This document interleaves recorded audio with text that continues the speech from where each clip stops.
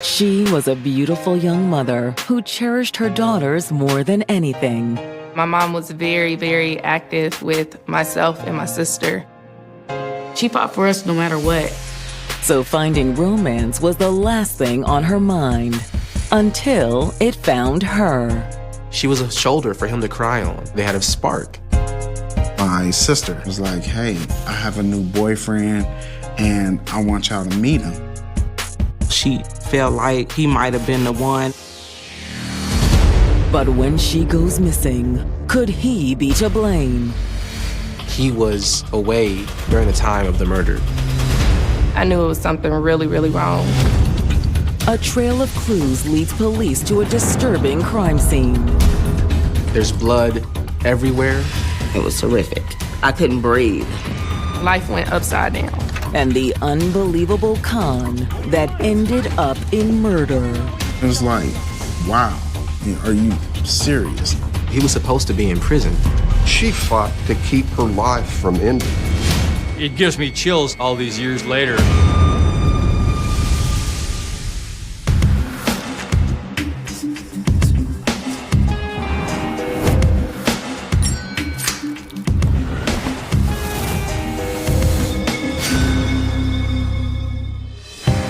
February 4th, 1995. It's a typical Saturday in Tulsa, a city of 375,000 in the heart of Oklahoma oil country. Tulsa is, I think, probably one of the jewels of Oklahoma.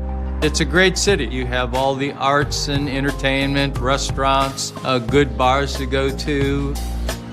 Sometimes it's good, sometimes it's bad when you say that you're from Tulsa because there's a lot of crime that happens here. I would say it's a safe community, but I would say per capita we have a high homicide rate. I've grappled with it my whole career. So when local resident Maxine Thomas makes a call to Tulsa police in the middle of the night, they're prepared to spring into action. Tulsa Police, how can I help you? Yes, I need to file a missing persons report. Maxine says her friend Sharonda Clark has disappeared. No one has seen or heard from Sharonda in over 12 hours. Maxine says the 20-year-old mother of two had failed to pick her children up from daycare earlier that evening. Sharonda had a 4-year-old daughter and a 1.5-year-old daughter, and they were at the daycare, and she didn't go to pick them up as normal. She always picks her kids up after work. There's no way she would have left them there without telling anyone. That day, it just kept getting later and later, and slowly the daycare emptied. It was just myself, my sister, and the workers for the daycare. They were calling, but no one was coming or picking up. Since Maxine was listed as an emergency contact, she was able to step in for Sharonda's two girls. Fortunately, she was able to come and get them. I picked up the girls. We went to Sharonda's to look for her. We go and knock on the door to see if we could get my mom to answer, but no one answered. That was a really, really big flag for myself at the age of 4. She's a good mom. She wouldn't just abandon her kids like this. That wasn't like Sharonda to not communicate. She never, ever, ever done that. Sharonda was the type of mother who would stop whatever she was doing to make sure that her kids are okay. Something must have happened to her. That's the only thing I can think of. Okay, we're going to send 2 units out to that location. My mom was very, very active with myself and my sister. She was that parent, so I knew it was something really, really wrong. They were worried about what could be happening to Sharonda. For 20-year-old Sharonda Clark, motherhood began at a young age. She was 14 when she first became a mom. Of course, my grandparents didn't want her to become a teen parent, but she did. I'm her oldest, and she was her mom's oldest as well. So in a lot of ways, we were a lot alike. Her being brand new to parenting, me being brand new. She loved her daughter, Yashin. She did. She really did. She stopped school to take care of her baby, and so she did odd jobs until she was old enough to work at a real job. The father was real young, too. He was about 15. So it was hard. However, Sharonda's friends and family rallied around her to help. We always kicked in and made sure that she had diapers. We worked together to do the best that she could for her daughter. It takes a village. That's all I can say. Do you need me to still watch her tomorrow? Oh, yes, that would be amazing. You know, she loves her auntie Jamaica. I love her too. I know. In the spring of 1992, Sharonda became pregnant again, this time with her daughter, Majorine. I was 12 when Majorine was born, and it was just like having another little sister, little sibling. She loved that little baby. Oh my goodness. She was always smiling, always smiling. Majorine's father was a man from the neighborhood, Travis Wells. How's she doing? Good. I think she's about to fall asleep. My mom and my daddy were crazy. Crazy about each other. So much so that they decided to tie the knot right after Majorine was born. She was a young married mom, so she experienced not only being a teenage mom, but she also experienced being a teen wife. She was still really young, but she made good decisions and strong decisions, and there was nobody that was going to tell her different. She loves the family she's built. But unfortunately, just 1 year into the marriage, it began to crumble. They just began to grow apart, which could happen in any marriage, especially when you start a marriage so young. That relationship didn't work out. They ended up separating when Sharonda was 19 years old. But Sharonda didn't let such a jarring life change get her down. Sharonda continued to do whatever it took to provide for her 2 children. She worked multiple jobs. She became a manager of a retail chain. She, with 2 young children, found her own place. She paid her own bills. Sharonda was a fighter. She fought for us no matter what. Do anything for us that she could to try to protect us.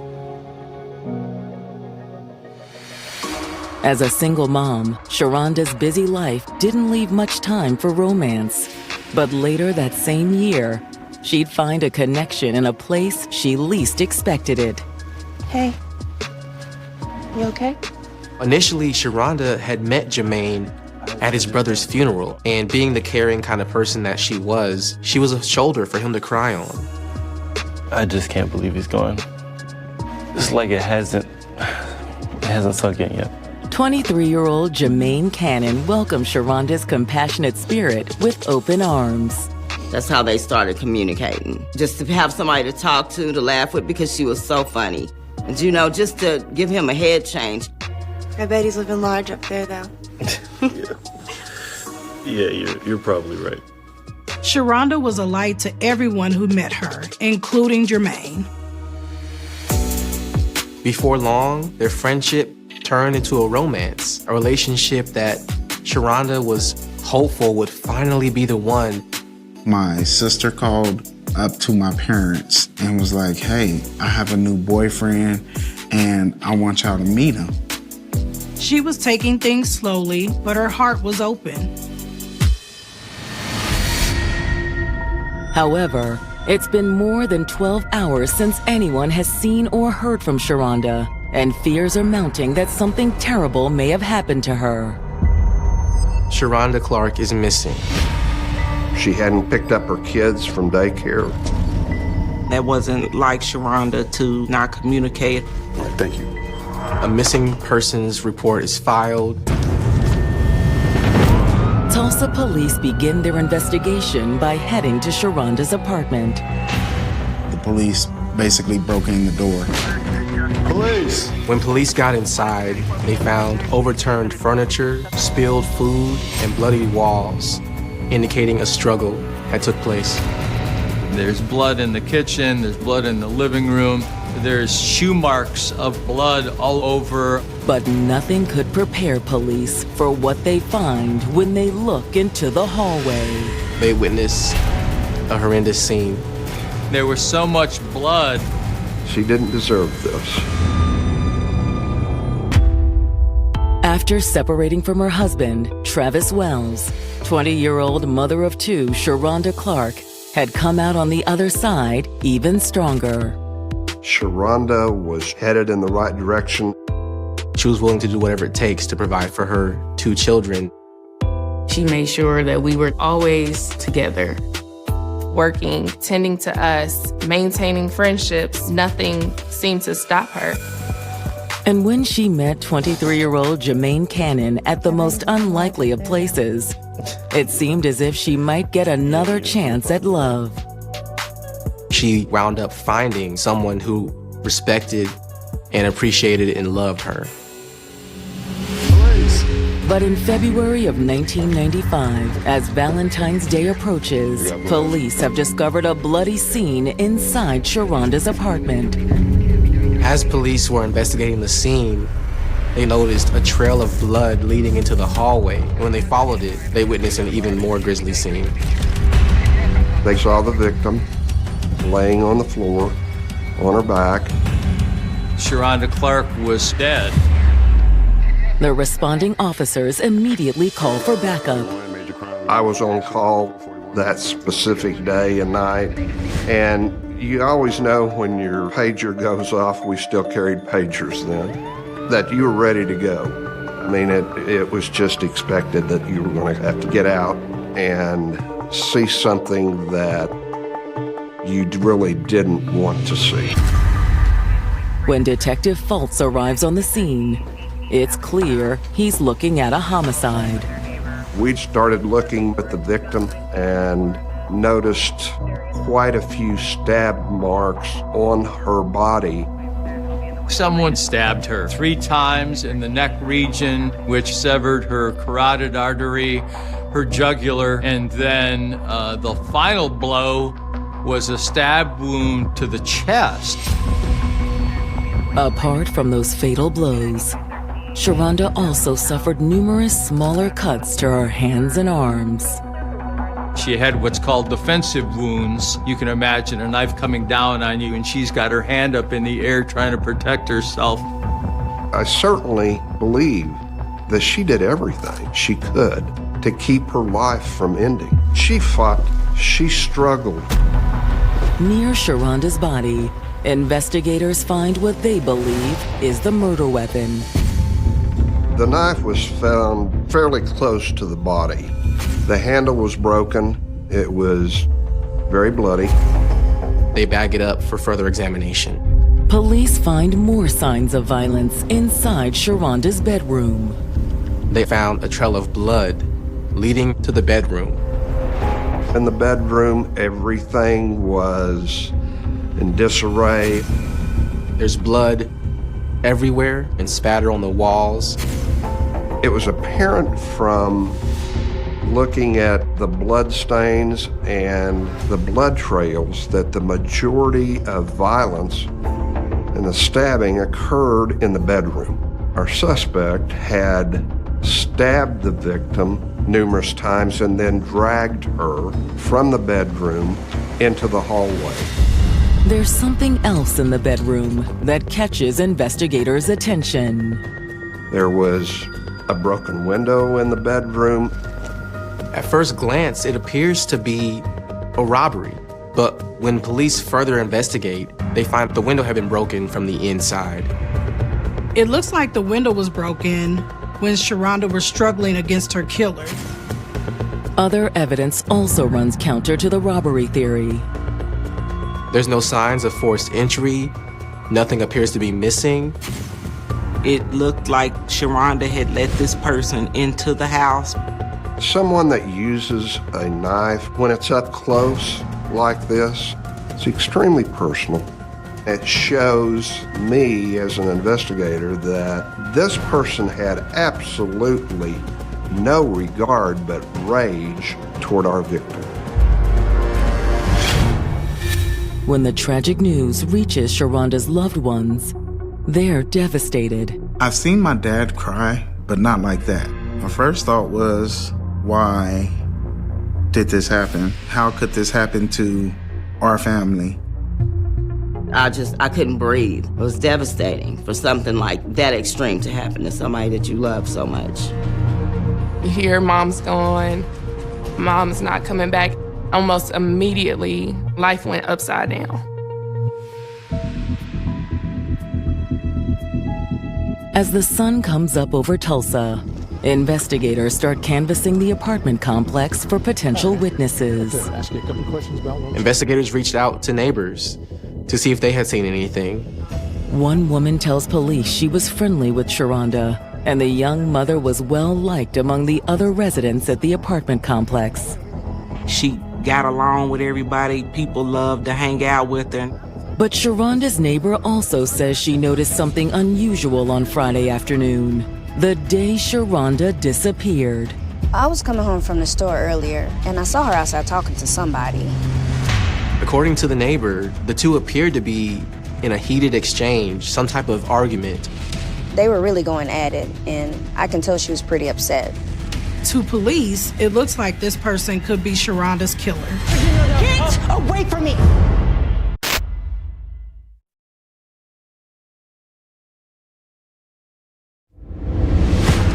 Thanks to one of Sharonda Clark's neighbors, Tulsa detectives have learned that the mother of two was spotted arguing with an unidentified man on the afternoon before her death. Did you hear what they were arguing about? No, they were too far away, but it looked pretty heated. She didn't know the cause of the argument. But she was worried about Sharonda, and so later on that night, she gave her a call. She called about 5:30 p.m. The phone rang, and then somebody finally answered, but it wasn't Sharonda. Hello? It's a man. The neighbor believes it was the same man who was arguing with Sharonda that day. Hi, may I please speak to Sharonda? Yeah, Sharonda's not here right now. He was telling her that Sharonda was not there, but she could hear Sharonda in the background, and then he ended up hanging up on her. And that was probably the last time anybody heard Sharonda alive. Detectives are hoping her neighbor can help them identify Sharonda's mysterious male companion. Investigators asked the neighbor if she could recognize him, if she knew what he looked like, what he was wearing. But they're out of luck. I saw them from pretty far away, so I really couldn't get a very good look at him. All that she could recall was that he was a black man in his 20s. Thank you for your time, man.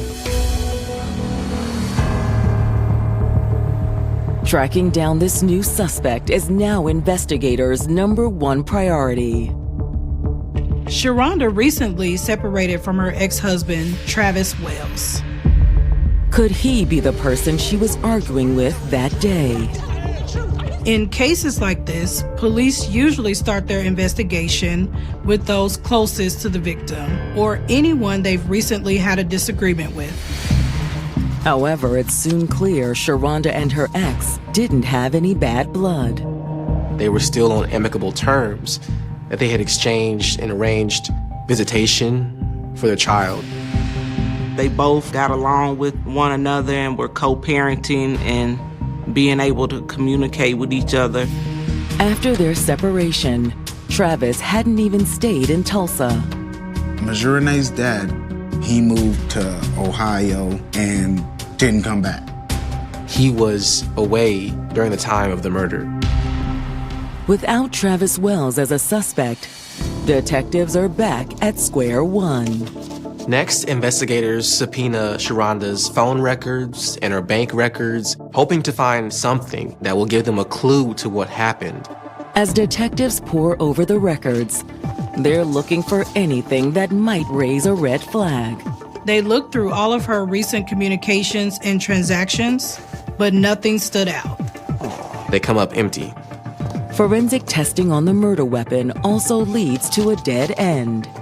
They were hoping to recover some fingerprints from the knife, but there was nothing there.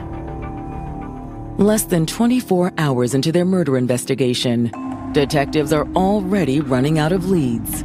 But when they start reaching out to Sharonda's circle of friends, they finally make some headway. One of Sharonda's friends tells them that she knows of a man Sharonda had been seeing. Yeah. She met this guy at the funeral for his brother. His name is Jermaine Cannon. The two of them really hit it off, and Sharonda seemed happy. However, Sharonda's romance with Jermaine soon hit a roadblock. One day, Jermaine was just gone. She told me he took off. She didn't know where he went or what happened to him. She kind of felt like he might have been the one. Then he disappeared. She was devastated. She had opened her heart up to someone. Had she missed something? However, in January of 1995, Jermaine reappeared. Out of nowhere, Jermaine landed back on her doorstep. Sharonda was shocked. Did you miss me? Jermaine? What are you doing here? Sharonda was happy to see him. But she was also hesitant to let Jermaine back into her life. She couldn't rid her mind of those questions. What happened? Why did he leave? It's been months, Jermaine. Where have you been? He said, I had to go out of town to take care of some family stuff.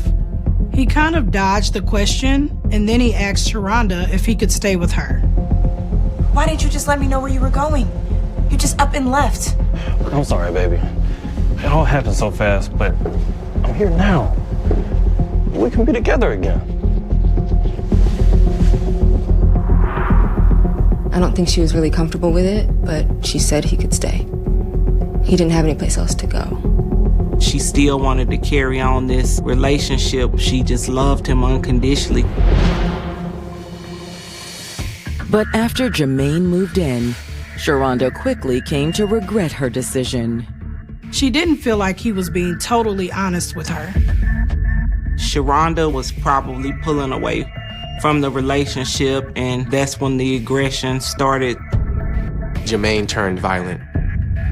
They were fighting. People were starting to notice bruises on Sharonda. And as the tensions grew, Sharonda confronted Jermaine over his lies. What do you want? I want to know where you've been all these months.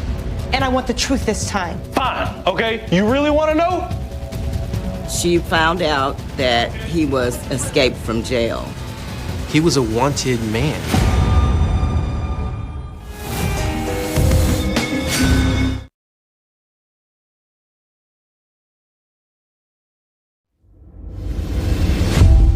Police in Tulsa, Oklahoma have been trying to identify the man Sharonda Clark was seen arguing with on the day before her body was found. A neighbor reported seeing Sharonda having an intense argument outside of her apartment with a young black male. Now, thanks to one of Sharonda's close friends, police think they know who that man was. 23-year-old Jermaine Cannon. According to the friend, Jermaine and Sharonda had a tumultuous relationship. A relationship that became even more turbulent after Sharonda learned the truth about her new beau. I want to know where you've been all these months. And I want the truth this time. Fine. You really want to know? Jermaine had been in prison. What do you mean prison?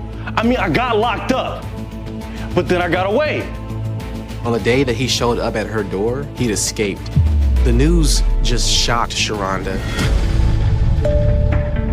When she told me that, I knew he was bad news. I told her she needed to get away from him. Sharonda wholeheartedly agreed. If she knew what had occurred as far as him being an escapee, I really don't have any doubt that she wouldn't have let him in her apartment. She knew she couldn't have that around her children. Now, do you have any recollection of Jermaine? Here and there, like glimpses of him coming in, not really knowing who he was, you know, being a kid asking, who is this, who's staying over, that kind of thing. So it wasn't like, oh, he had been here for a long time. In the days before she was killed, friends believe Sharonda had been making plans to remove Jermaine from her apartment and her life for good. She was preparing to kick him out. One day, Sharonda called her friend, asking if she could watch her children because she was worried about them being in the house. Sharonda had called my mother and told her that I needed to get a hold of her ASAP. So I called her phone, but I didn't get any answer from her. I was a little concerned, but I wasn't really too stressed about it because I wasn't sure exactly what she wanted. Sharonda made these calls. On the same day, the neighbors saw her arguing with the man outside. For detectives, the picture of what happened to Sharonda is becoming clearer. Okay. Thank you so much for coming down. So now detectives are starting to put this puzzle together. They think what the neighbors saw was Sharonda kicking Jermaine out of her apartment. When detectives run a background check on Jermaine, they're able to confirm much of what Sharonda's friends have told them. We determined that Mr. Cannon has had a history of being violent toward women. Police came across an incident report involving a woman who claimed that Jermaine had burglarized and assaulted her. He snuck in through a basement window, and she woke up with his hand over her mouth. A more recent arrest suggests that Jermaine's pattern of violence has been escalating. The second woman, a former girlfriend, he ended up getting into an argument with her and tried to kill her by using an iron, a toaster, and a hammer, and left her for dead. She was very fortunate not to have been killed. He got prosecuted for an assault and battery with intent to kill and got 15 years. But Jermaine wasn't behind bars for long. They quickly learned that he had indeed escaped prison. It was a medium security type facility where they had some freedom. They weren't locked down all the time. And for whatever reason, he got it in his head that I've had enough of this being incarcerated. He stole a bus and made his way to Tulsa. Now, detectives are more determined than ever to track down Jermaine.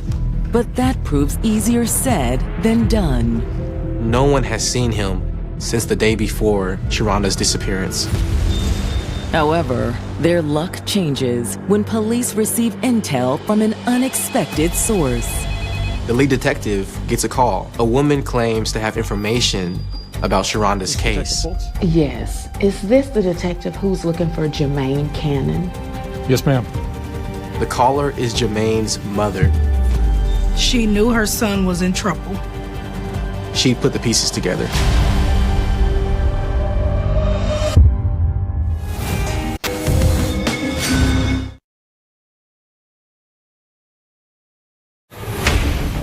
Police in Tulsa, Oklahoma have discovered that just a few weeks before she was killed, Sharonda Clark had been tricked into welcoming an escaped convict into her home. I was in prison.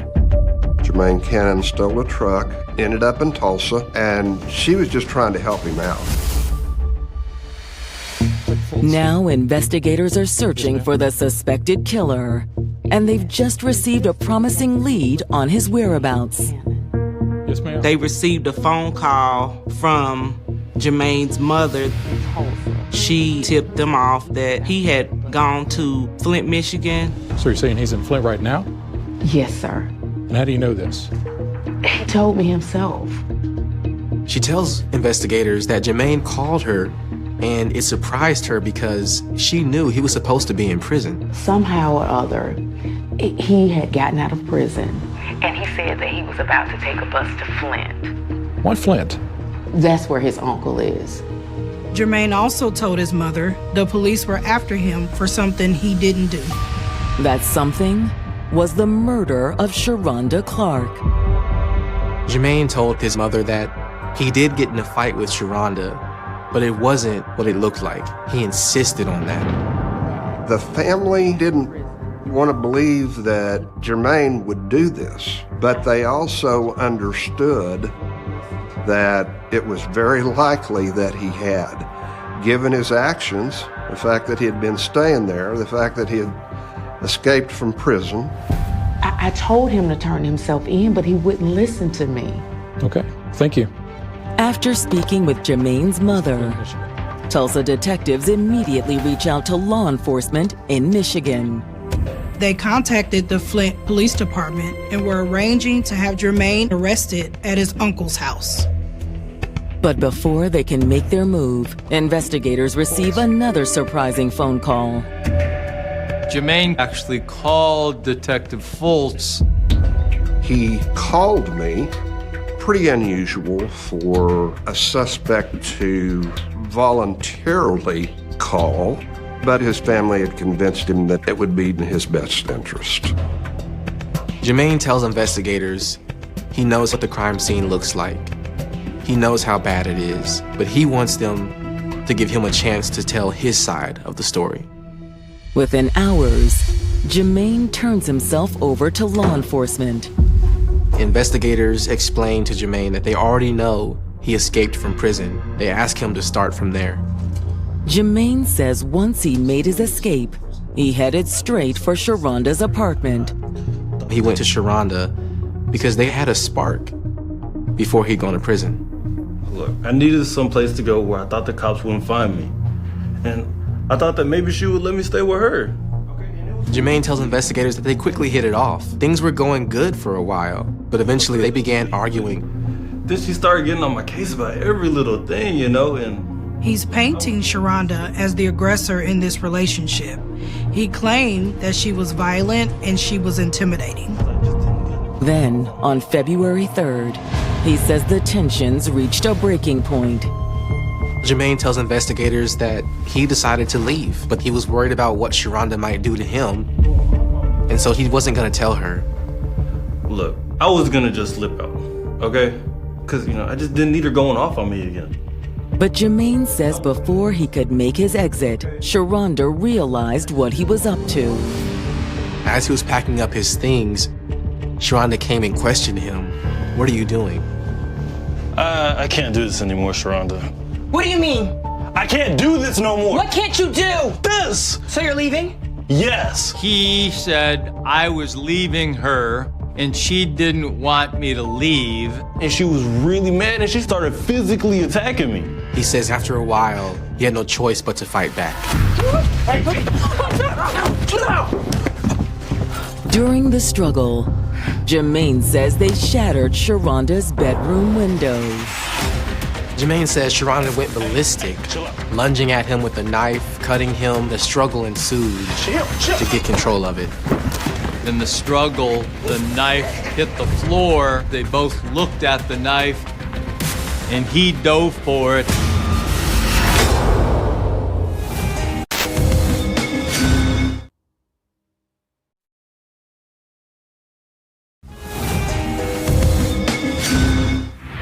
After tracking their suspect almost 1,000 miles from Tulsa, Oklahoma to Flint, Michigan, homicide detectives have arrested Jermaine Cannon for the murder of his girlfriend, Sharonda Clark. He showed us that he was a very dangerous man. Here's a guy that can't stay out of custody 22 days before he tries to kill somebody else. But according to Jermaine, Sharonda was the dangerous one in their relationship. Jermaine's side of the story was that Sharonda was the aggressor and that he was afraid of Sharonda. Jermaine tells police that on February 3rd, he and Sharonda got into an argument when he revealed that he was leaving her. Jermaine says she spiraled out of control. He said we got in an argument and she pulled a knife on him. Chill. He was able to gain control of the knife to protect himself. He admitted that he killed her, but he said he did it in self-defense. Jermaine says once he realized what he'd done, he tried to help Sharonda. Look, I didn't want her to die. He tries to drag her body to the bathroom to find something to stop the bleeding. He said I was gonna get her first aid. But Jermaine could tell that Sharonda was already dead. I couldn't call the cops because, I was a wanted man. So what did you do? I got out of there. He then bought a bus ticket to Flint, Michigan, and went up and knocked on his uncle's door. Mr. Cannon did not admit that he was at fault. He blamed the victim for the whole thing, said it was all her fault. Investigators don't buy a word of it. It's nothing but a story, because there's nothing in evidence that supports his story. For one thing, Jermaine doesn't have any of the defensive wounds detectives would expect to see if Sharonda had really attacked him with a knife. He shows detectives his hand. Didn't have a scratch on it. What Jermaine was saying couldn't possibly be true. There was no way that she was the aggressor in this situation. It was the bloodiest scene I'd ever prosecuted. The amount of blood indicating that she was running, trying to get away from him until she couldn't get away anymore. So there just wasn't anything to support his story. Investigators charged him with first-degree murder. When Jermaine's trial begins on March 12, 1996, prosecutors outline what they believe really happened that night. They say that the argument Sharonda's neighbor witnessed was her confronting him over his lies and abuse. Sharonda wanted him to leave. But for Jermaine, that wasn't an option. If she put him out, he would have nowhere to go. He knew that things would be only worse for him if he had to go back to prison after escaping. Instead of packing his bags, Jermaine stood his ground. You think I'm gonna let you kick me out after everything I went through? He enjoyed his freedom, and he wasn't gonna let anyone, not even Sharonda, stop him. Jermaine was enraged and tried to beat Sharonda into submission. But when that wasn't enough, Jermaine went into the kitchen and grabbed a knife. Get away. Get away from me. Get away from me. He then started to chase her through the house. She's running all over this house trying to save her life. I mean, the sheer terror that she went through. He stabbed Sharonda in cold blood. He ended up stabbing her 4 times. It gives me chills all these years later. I'm sure it did the same thing to the jury. Jermaine's own demeanor in the courtroom does little to help his case. During the trial, he was sitting there with a smile on his face. And it was like, wow, are you serious? When I saw him, I was kind of shocked. He had this cocky attitude about him, like, yeah, I'm gonna win. There was no remorse. He didn't care. It takes the jury just 2 short hours to reach a decision. The jury found Jermaine Cannon guilty of first-degree murder. It was tears, like, yes, finally, we were happy and relieved. The jury sentenced him to death by lethal injection, and ultimately, that sentence was carried out July 20th, 2023. More than 28 years after her murder, Sharonda's loved ones are present for Jermaine's execution. So we get in the room first, and you could see him mouthing and talking to his family like, I love you, and thumbs up, and grinning. And I'm just like, I'm instantly irritated because my mom didn't get to do any of this. She didn't get to pick her last meal. She damn sure didn't get to say goodbye to anybody. So it was like a slap in the face. It kind of felt like we were doing a make-a-wish for a death row individual. Jermaine Cannon had an opportunity to say some last words before they started the execution. His final words are, I confess with my mouth and believe with my heart that God raised Jesus from the dead. Therefore, I am saved. I know it hurt my niece, my oldest niece, Yashin, more because he got to live basically a whole nother 30 years, a whole life. Afterwards, I felt confused. I mean, I was happy that I was there. I was happy that I seen it through. I was happy that I got to support my mom when she couldn't. It was just disappointing in the mannerism of how the system was set up to carry it out. It's a very sobering experience. You never really want to witness somebody's death. However, in my opinion, the earth is a better place without Jermaine Cannon on it. Nearly 3 decades later, Sharonda's daughters are still struggling to cope with their mother's death. I'm still dealing with it. I'm angry, lost, kind of. The only thing that really helps me navigate through it is my family. I'll never forget where I came from, the things that she did for me, the sacrifices that she made. She may not be here in flesh, but she's definitely here in spirit.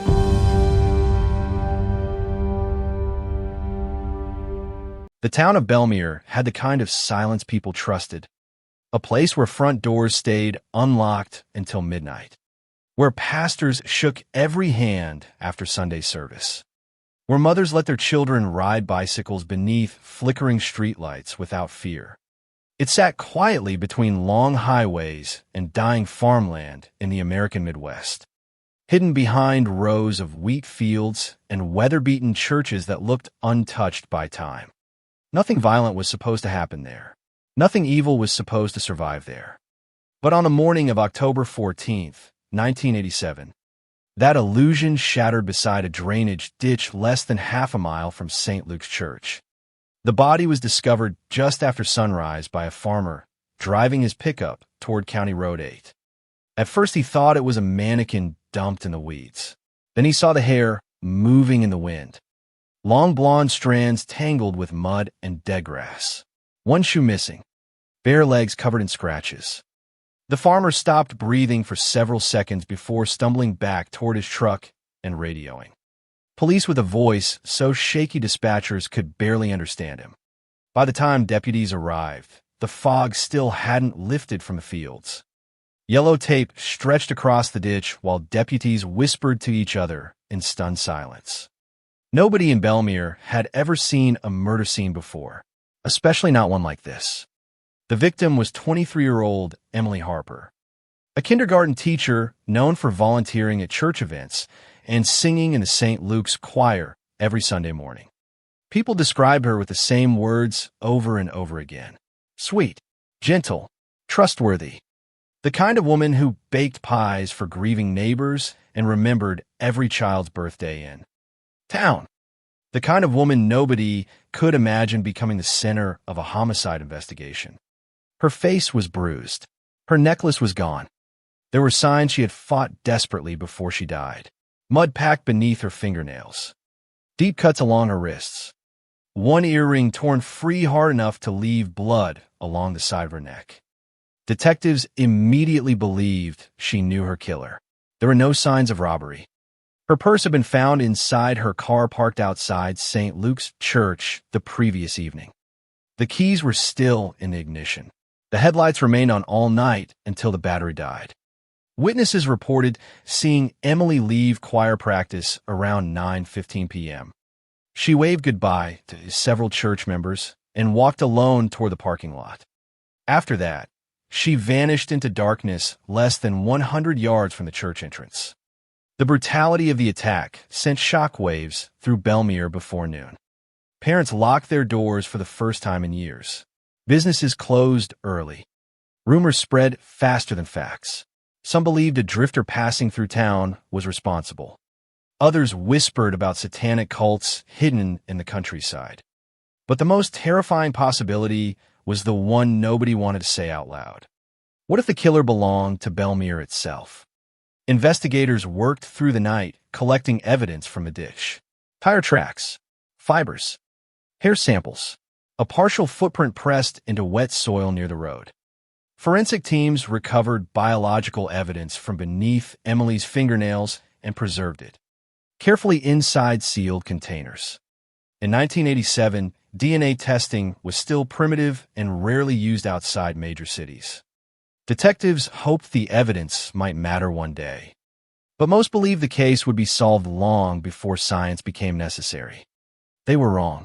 Within 48 hours, Belmere police assembled a list of possible suspects.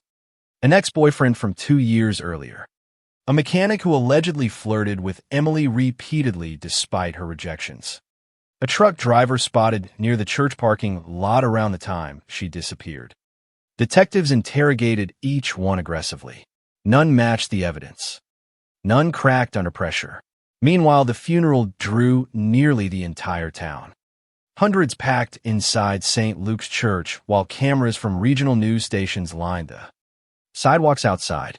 People cried openly as Pastor Daniel Reeves stepped behind the pulpit and delivered a eulogy so emotional several mourners later described it as unforgettable. Reeves was 61 years old then, a respected spiritual leader with silver hair, calm eyes, and a voice that carried warmth through every sentence.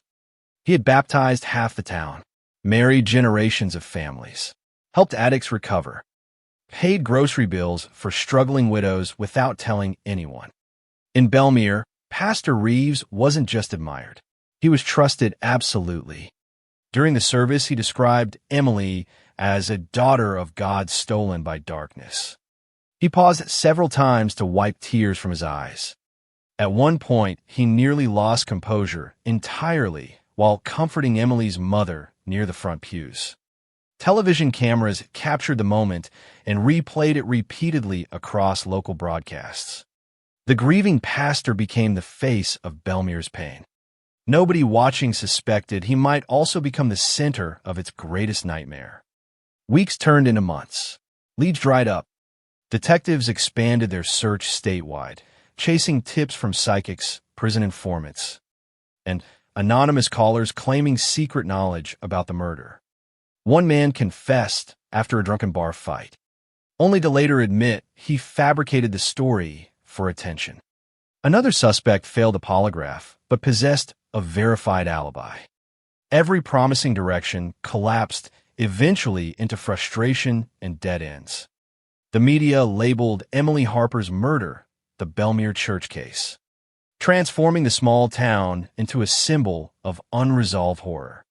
National tabloids published sensational headlines asking whether a killer was hiding inside America's heartland churches. Conspiracy theories multiplied. Some residents accused police of incompetence. Others feared authorities were protecting someone powerful. Fear poisoned the community slowly. Attendance at St. Luke's Church declined. Parents stopped allowing children to attend evening activities alone.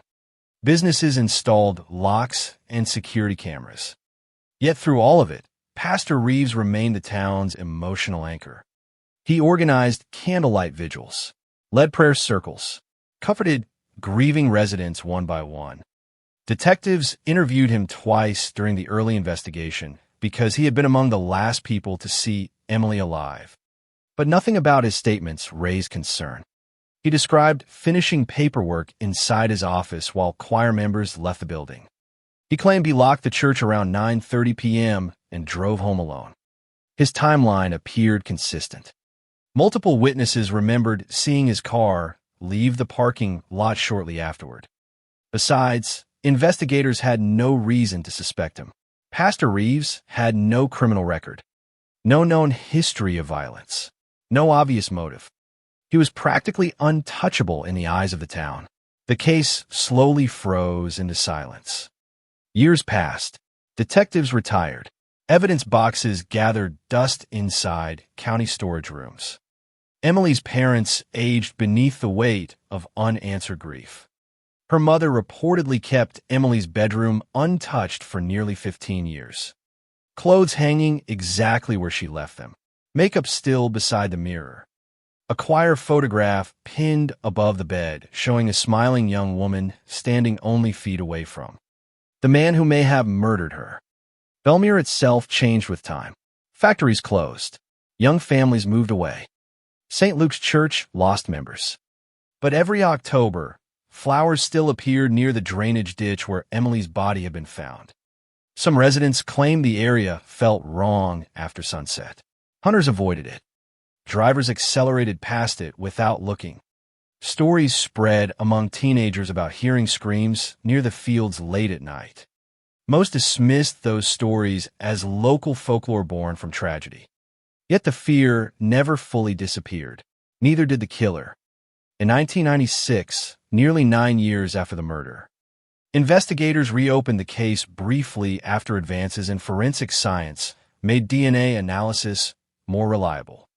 Detectives submitted preserved biological samples collected beneath Emily's fingernails to a state laboratory, hoping technology might finally reveal the truth. Weeks later, the results arrived. Male DNA had indeed been recovered. The killer had left part of himself behind during the struggle. For the first time in nearly a decade, hope returned to Bellemere. But there was one devastating problem. The DNA profile matched nobody in the national database. Detectives had a genetic fingerprint without a name attached to it. The investigation stalled again almost immediately. Over the next 20 years, the case drifted in and out of headlines whenever anniversaries approached. New detectives reviewed old files. Amateur investigators launched online forums. Retired FBI profilers speculated publicly about the killer's psychological traits. Some believed he was a transient predator who vanished after the murder.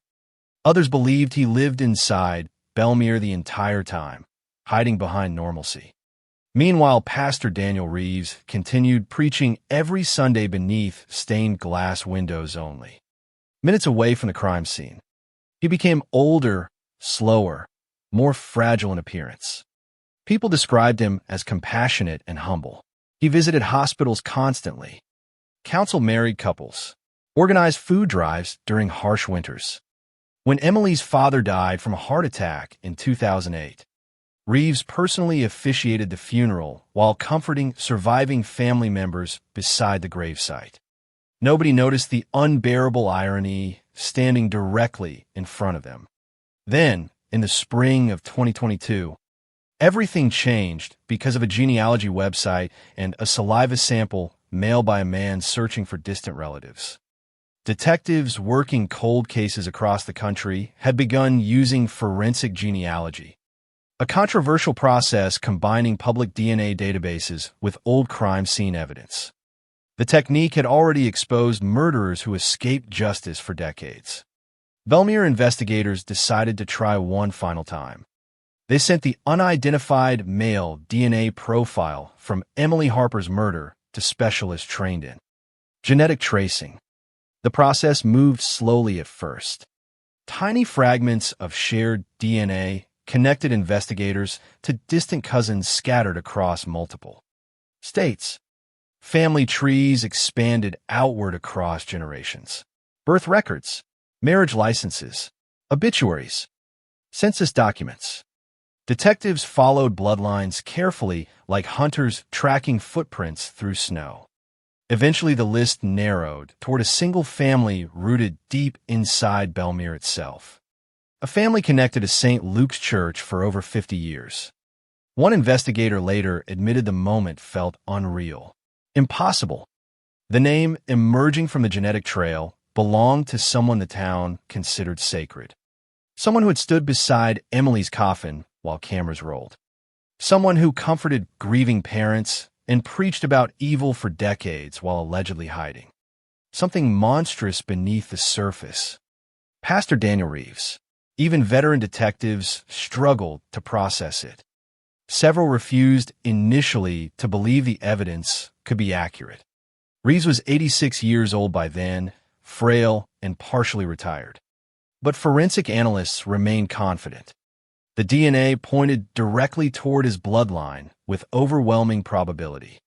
Investigators needed confirmation before making an arrest. Quiet surveillance began almost immediately. Detectives followed Reeves discreetly while prosecutors prepared warrants behind closed doors. Nobody in Bellemere knew the truth closing in around them.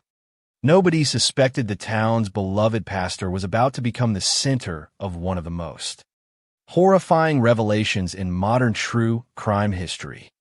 For nearly 35 years, the man at the center of Bellemere's darkest nightmare had walked freely through grocery stores, church hallways, funerals, weddings, hospital rooms, and community gatherings with the calm confidence of someone who believed he would never be questioned. Detectives studying Pastor Daniel Reeves from inside unmarked vehicles struggled to reconcile the image in front of them with the brutality preserved in yellowed autopsy photographs. They watched an 86-year-old man move slowly across his porch with a cane, wave politely to neighbors, and spend afternoons reading scripture beside a living room window. Nothing about him resembled the monster hidden inside the case files. Yet the DNA evidence refused to bend beneath emotion. Science was dragging the investigation somewhere Bellemere never imagined possible. Investigators knew one mistake could destroy everything. If Reeves learned he was under suspicion before authorities secured a direct DNA sample, the entire operation could collapse. Prosecutors demanded absolute certainty before approving an arrest warrant against a man revered by thousands. Quietly, detectives assembled a secret task force inside the county sheriff's office. Only 6 people knew the pastor had become the primary suspect in Emily Harper's murder. Files were locked inside restricted evidence rooms. Phone calls were encrypted. Officers involved in the operation were instructed not to discuss the case even with spouses. Bellemere was too small for secrets. One careless conversation could spread through town within hours. Detectives began reconstructing every detail of Reeves's life. They uncovered decades of sermons, photographs, financial records, counseling logs, travel histories, and witness interviews buried deep inside storage archives. The deeper they looked, the stranger the picture became.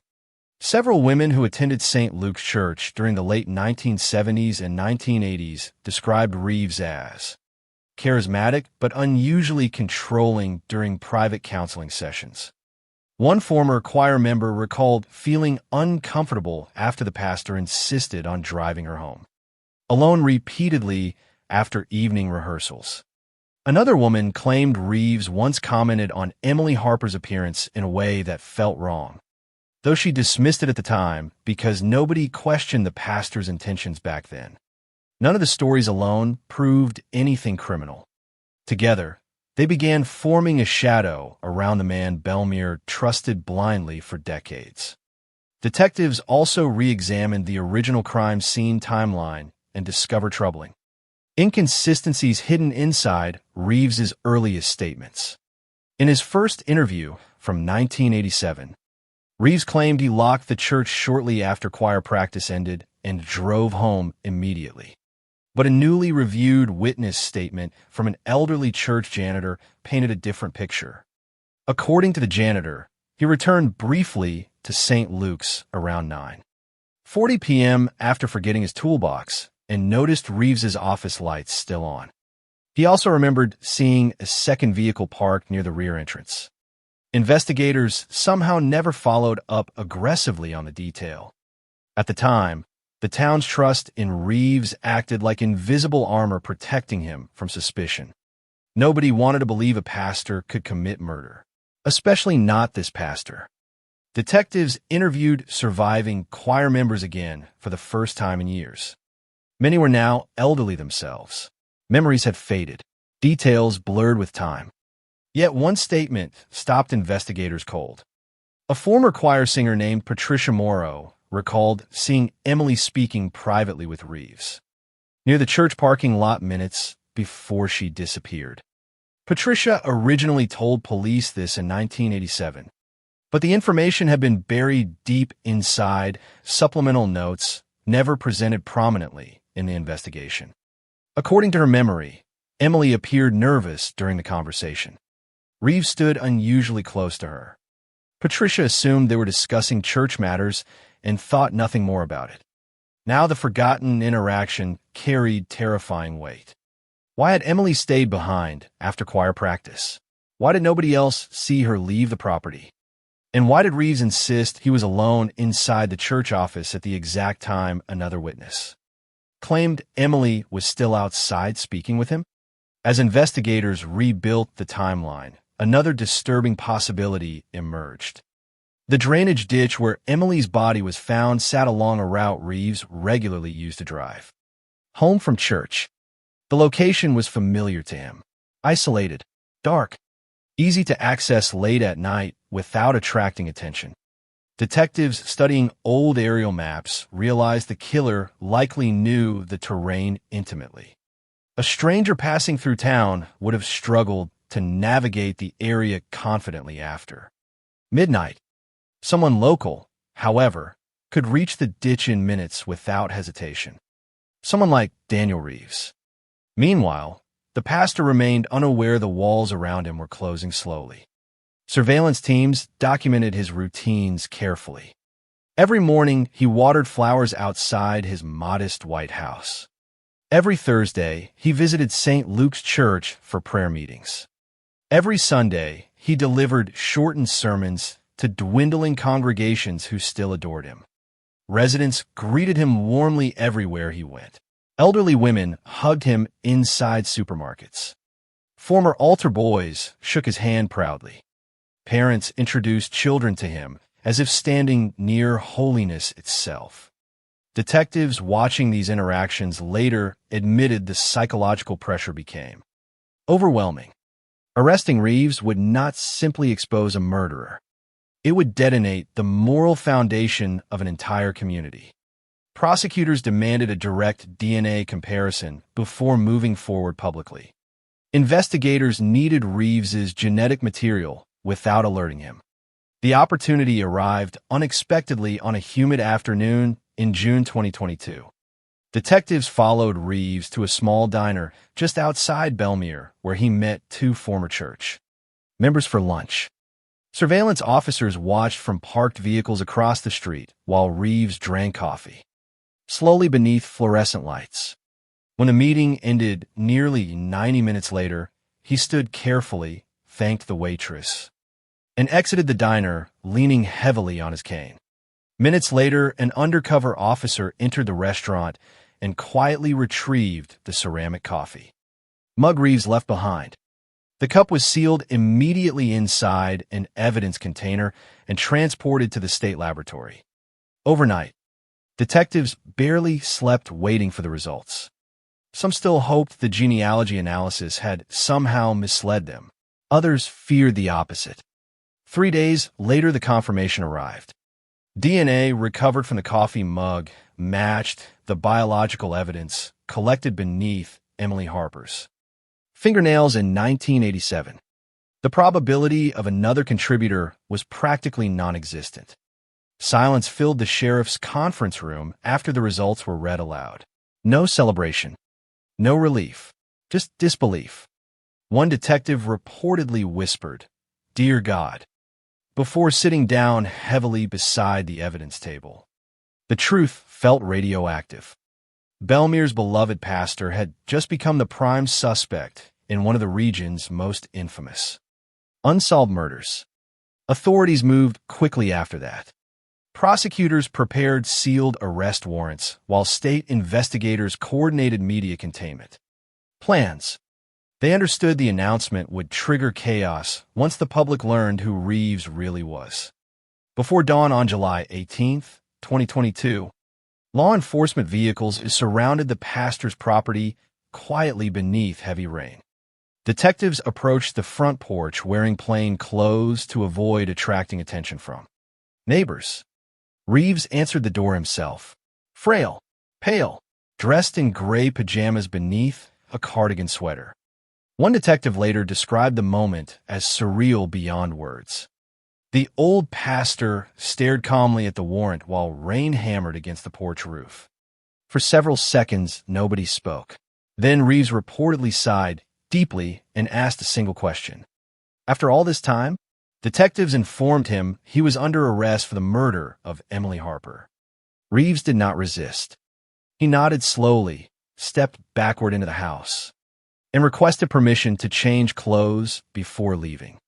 Officers followed him carefully through narrow hallways lined with framed church photographs and handwritten thank you letters from grieving families he had counseled over decades. One detective noticed a faded choir portrait hanging near the staircase. Emily Harper stood, smiling in the second row, directly beside Reeves himself. By sunrise, the news exploded across Belmere like a bomb. Residents awoke to flashing police lights outside the pastor's home and news helicopters circling. Overhead. Within hours, every major television network in the country carried the same headline. Beloved pastor arrested in 1987 cold case murder. Shock turned instantly into denial. Church members gathered outside St. Luke's, crying openly, insisting authorities had arrested the wrong man. Some accused police of fabricating evidence.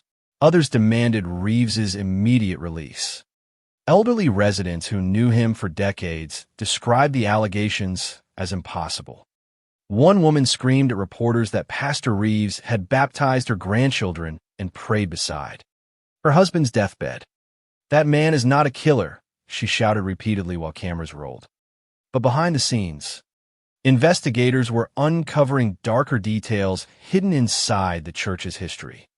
Detectives searching Reeves's property discovered boxes containing old photographs, handwritten journals, and private counseling notes dating back to the 1970s. Several entries referenced Emily Harper directly. Some were harmless mentions connected to choir activities.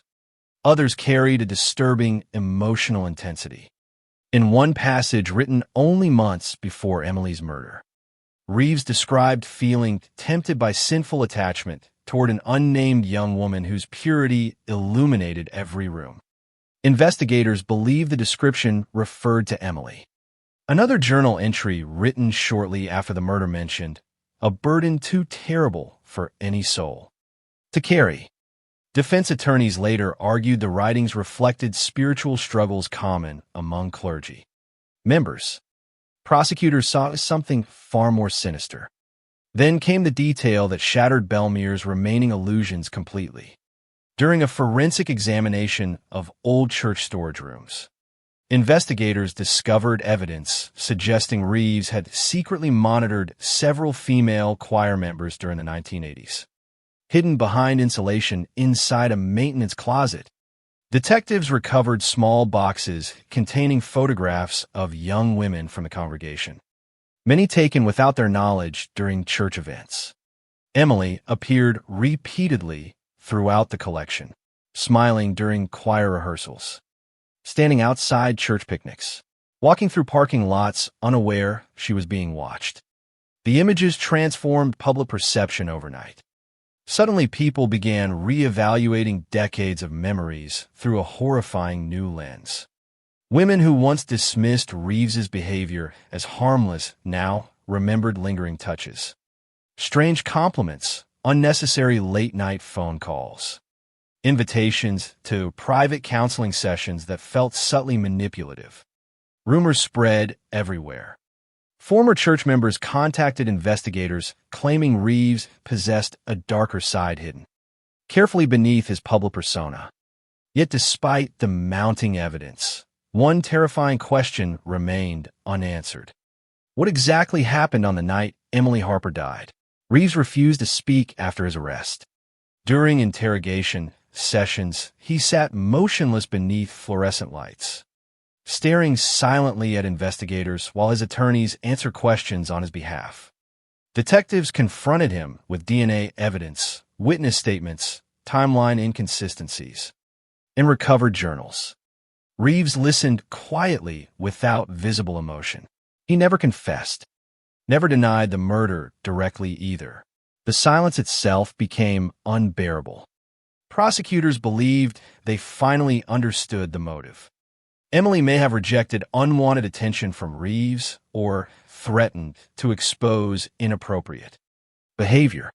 Something escalated near the church parking lot after choir practice ended. A confrontation turned violent. Emily fought desperately. The pastor panicked. Then he abandoned her body beside the drainage ditch and returned home pretending nothing happened. But without a confession, key details remained buried forever inside Reeves's mind. Belmere descended into emotional civil war. Some residents demanded justice for Emily after 35 years of lies. Others defended Reeves fiercely despite the evidence. St. Luke's Church lost nearly half its congregation within weeks. Prayer circles transformed into shouting matches. Families stopped speaking to each other. Elderly church members suffered panic attacks during services. The town no longer knew what was real anymore. Because if Pastor Daniel Reeves could hide something this monstrous for decades while standing at the center of their lives every Sunday morning, then what else had Belmere failed to see lurking behind familiar smiles all along? The interrogation room smelled like stale coffee, dust, and rainwater tracked in from police boots. But Daniel Reeves sat inside it with the same eerie composure he once carried behind the pulpit at St. Luke's Church. Detectives watched him carefully through mirrored glass during hours of questioning that produced almost nothing except silence. He no longer looked like the untouchable spiritual figure from television broadcasts decades earlier. Without the church robes, without the warm smile, without worshipers surrounding him, Reeves appeared smaller now. Frail shoulders, thin hands marked by age spots, eyes hollowed by exhaustion. Yet there was still something deeply unsettling about the calmness he maintained while investigators described the final moments of Emily Harper's life in brutal detail. Most suspects reacted emotionally when confronted with crime scene photographs. Reeves barely blinked. Detectives placed enlarged forensic images across the metal table one by one. Emily's bruised wrists, the torn earring recovered from mud near the ditch, fingernail scrapings containing the DNA that ultimately exposed him after 35 years. Reeves stared quietly at each photograph before folding his hands together again. No tears, no outrage, no confusion, just silence thick enough to suffocate the room. Prosecutors believed that silence revealed guilt more loudly than any confession ever could. Outside the sheriff's office, Belmere continued collapsing under the weight of revelation. News vans lined the streets around St. Luke's Church from sunrise until midnight while reporters interviewed devastated residents who struggled to process the impossible contradiction consuming their town. The same pastor who delivered sermons about morality, forgiveness, and salvation now stood accused of murdering a young woman who trusted him completely. National media called it one of the most shocking cold case arrests in decades. Cable news anchors replayed footage of Reeves comforting Emily's grieving mother during the 1987 funeral beside modern courtroom sketches showing him shackled beside defense attorneys. The contrast horrified viewers across the country. Investigators soon discovered the emotional damage reached far beyond Belmere itself. Former members of St. Luke's Church began contacting authorities from multiple states after hearing about Reeves's arrest. Some simply wanted answers. Others carried stories buried for decades beneath shame and confusion. A woman living in Arizona described counseling sessions with Reeves during the early 1980s that became emotionally inappropriate. Another woman claimed Reeves once kissed her unexpectedly after evening choir practice when she was 19 years old. A third described repeated comments about her appearance that made her avoid being alone with him entirely. None accused Reeves directly of physical assault, but together the accounts painted a disturbing pattern hidden beneath his carefully cultivated public image. Detectives reopened boxes containing forgotten witness interviews from the original investigation and found more overlooked warning signs. Several church members had described Reeves as unusually attached to Emily during the months before her death. He allegedly volunteered to drive her home after rehearsals. He praised her constantly during church events. One witness recalled Reeves becoming visibly irritated whenever Emily mentioned plans to move away from Belmere the following year to pursue graduate school. At the time, none of those observations sounded sinister. In hindsight, they felt chilling. Emily herself had apparently confided concerns to at least one friend shortly before her murder. Investigators tracked down that friend, now living in Michigan, who revealed a conversation she never fully appreciated until decades later.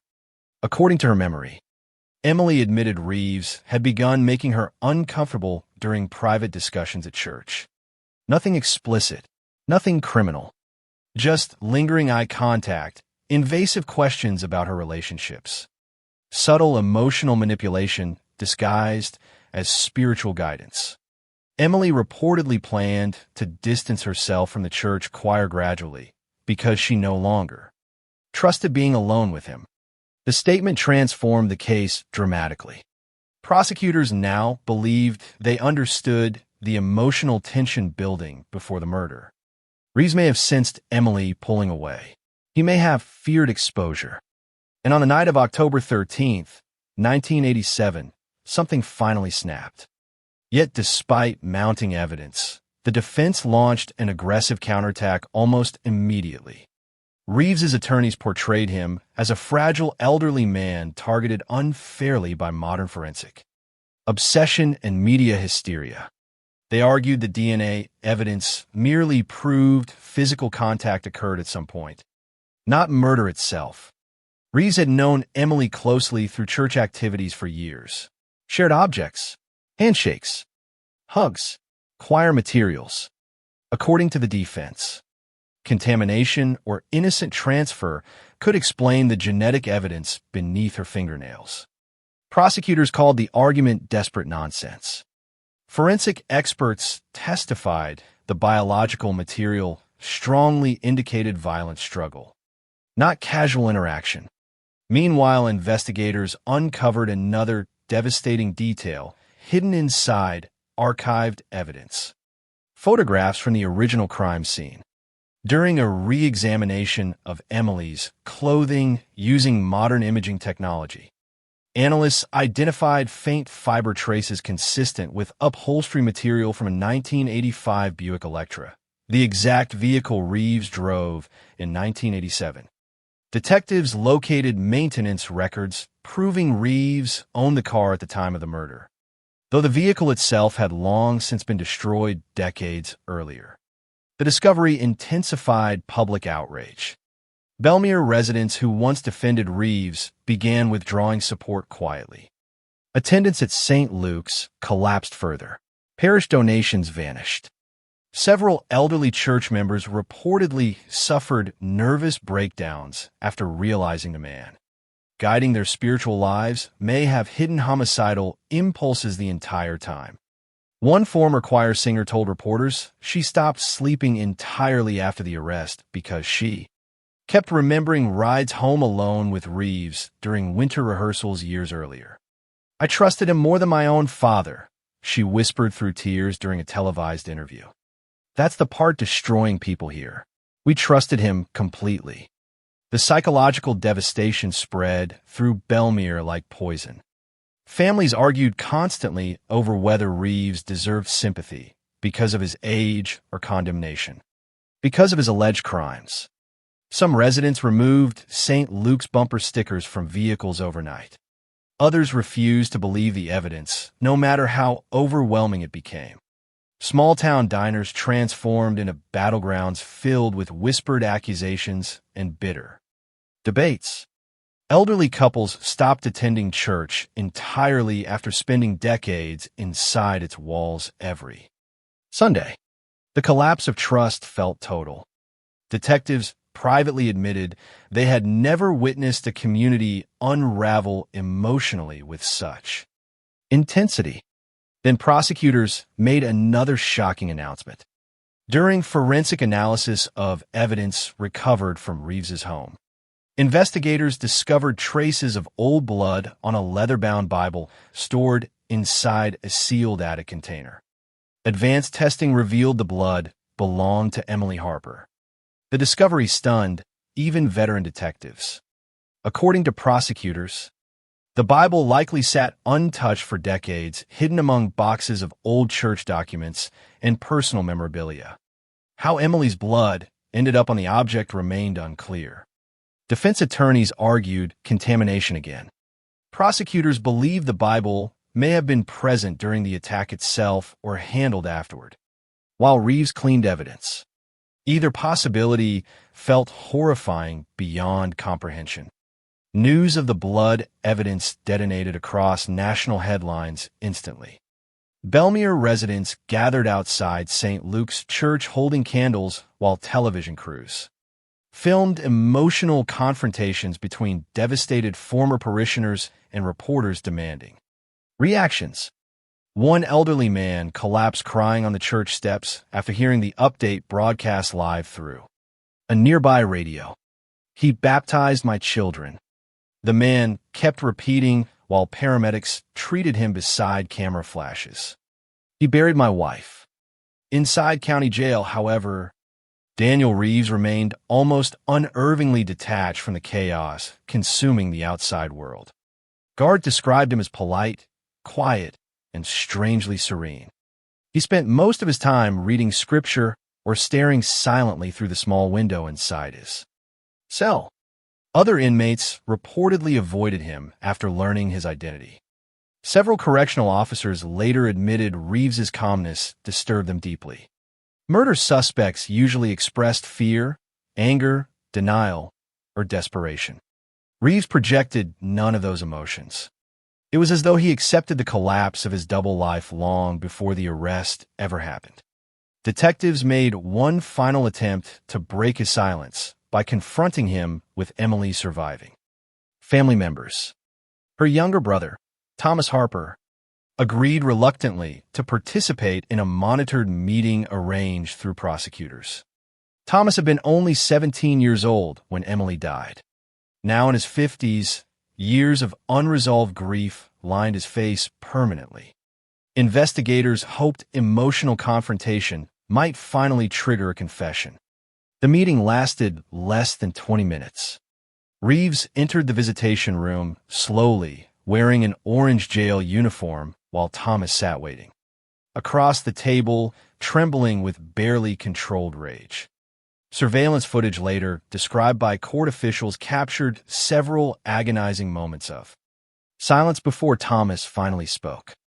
"Why her?" he asked quietly. Reeves looked at him for several seconds without answering. Thomas repeated the question louder this time, tears forming in his eyes. "Why did you take my sister?" Reeves lowered his gaze toward the table and whispered something almost inaudible.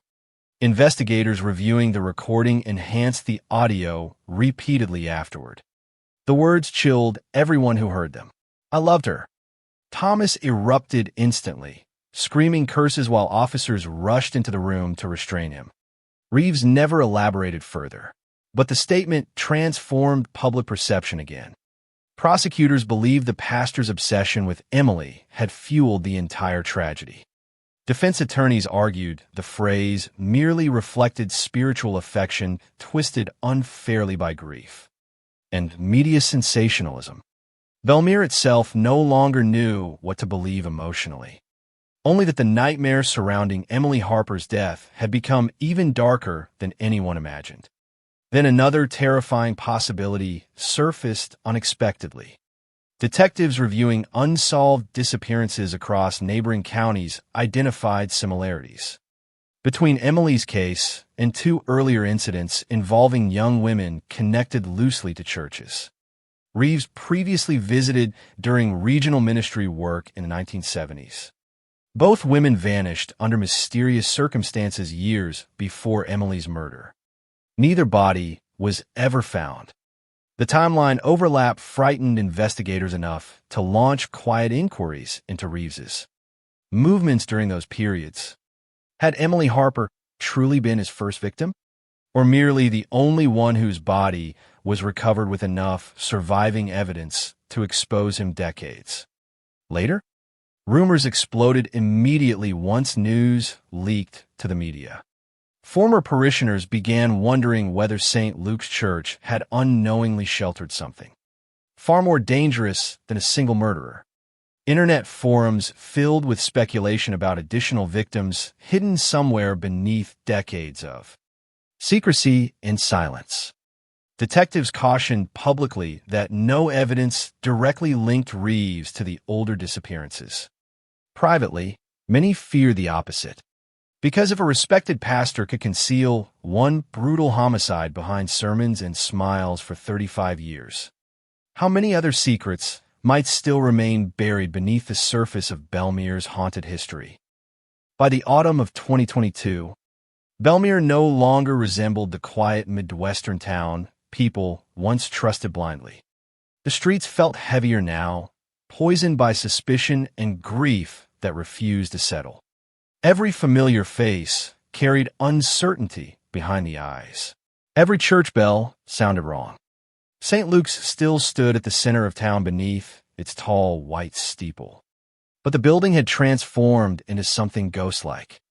Half-empty pews, locked side entrances, security cameras mounted above doors that once remained open day and night. The stained glass windows that used to glow warmly across Main Street now felt like reminders of betrayal. Reporters continued circling Belmere daily, chasing rumors that grew darker each week. Because the deeper investigators dug into Daniel Reeves's past, the more disturbing the story became. Prosecutors quietly assembled evidence for trial, while forensic teams searched through decades of archived material connected to the church.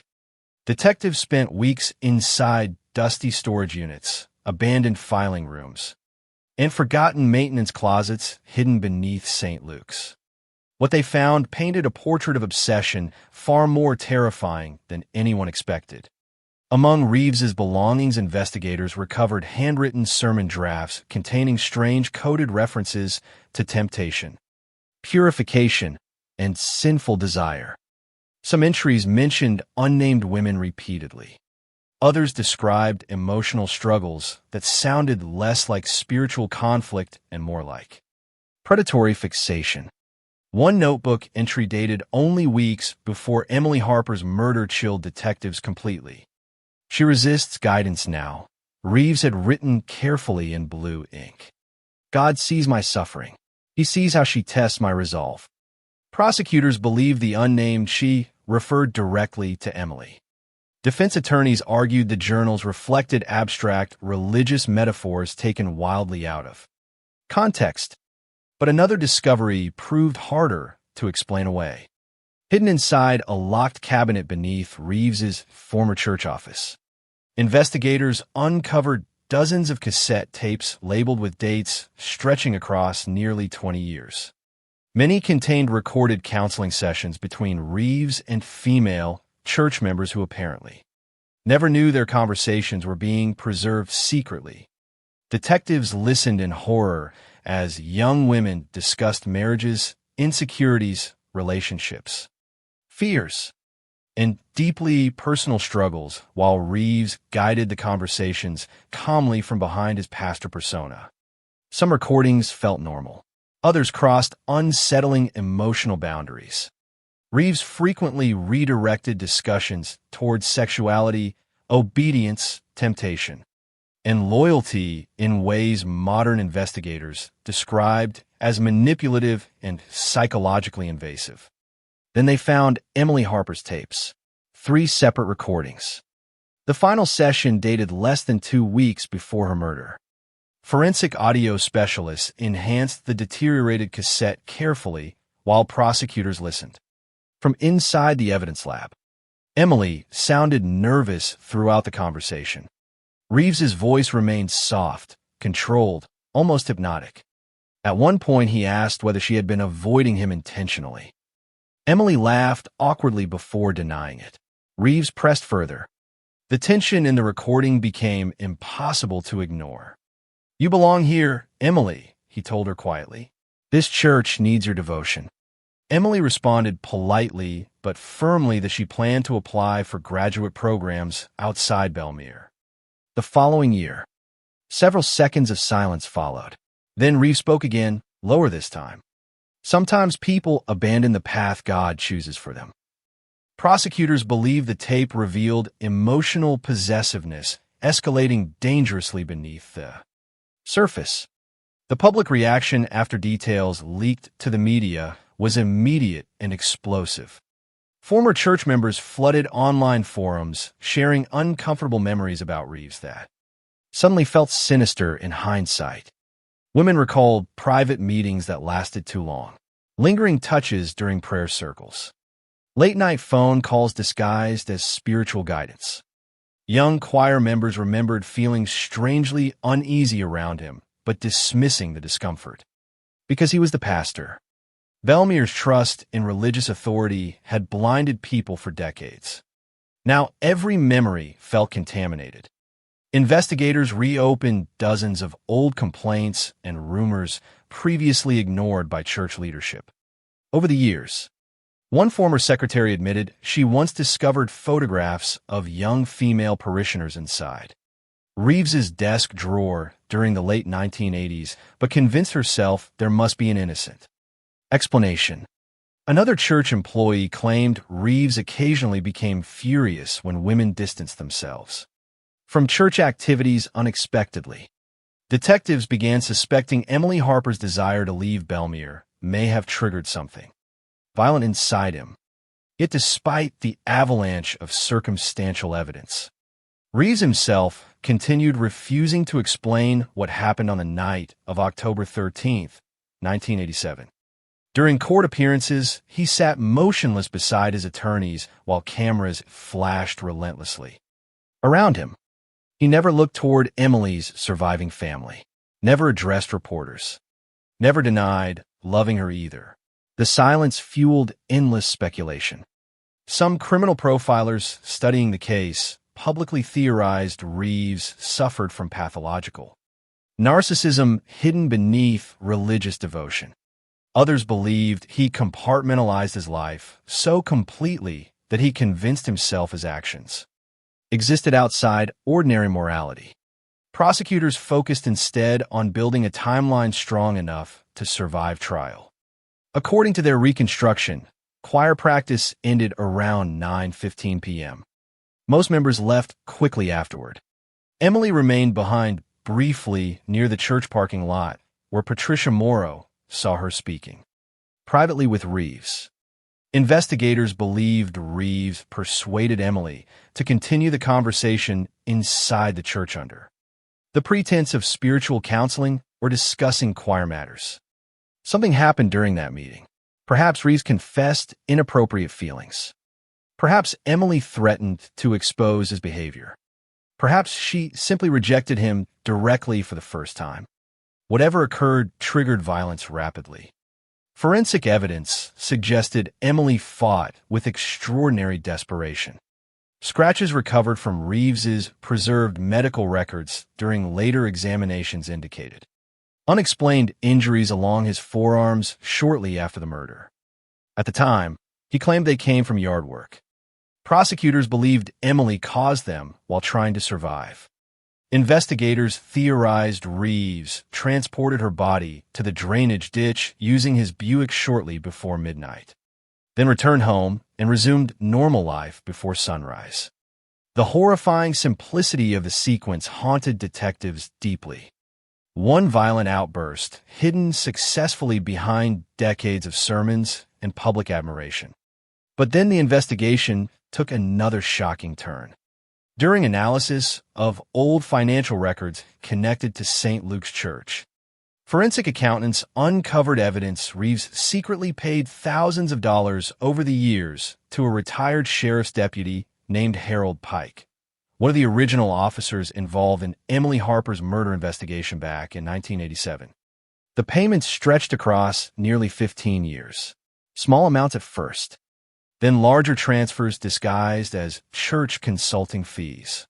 Investigators immediately reopened Pike's role in the original case. By then, the former deputy lived alone in declining health inside a trailer, nearly 2 counties away. Detectives arrived unannounced one rainy evening, hoping to question him quietly before the story leaked publicly. What they found terrified them. Pike appeared visibly shaken the moment Reeves's name surfaced, according to interview transcripts later obtained by reporters. The former deputy initially denied wrongdoing repeatedly before breaking down emotionally after nearly 3 hours of questioning.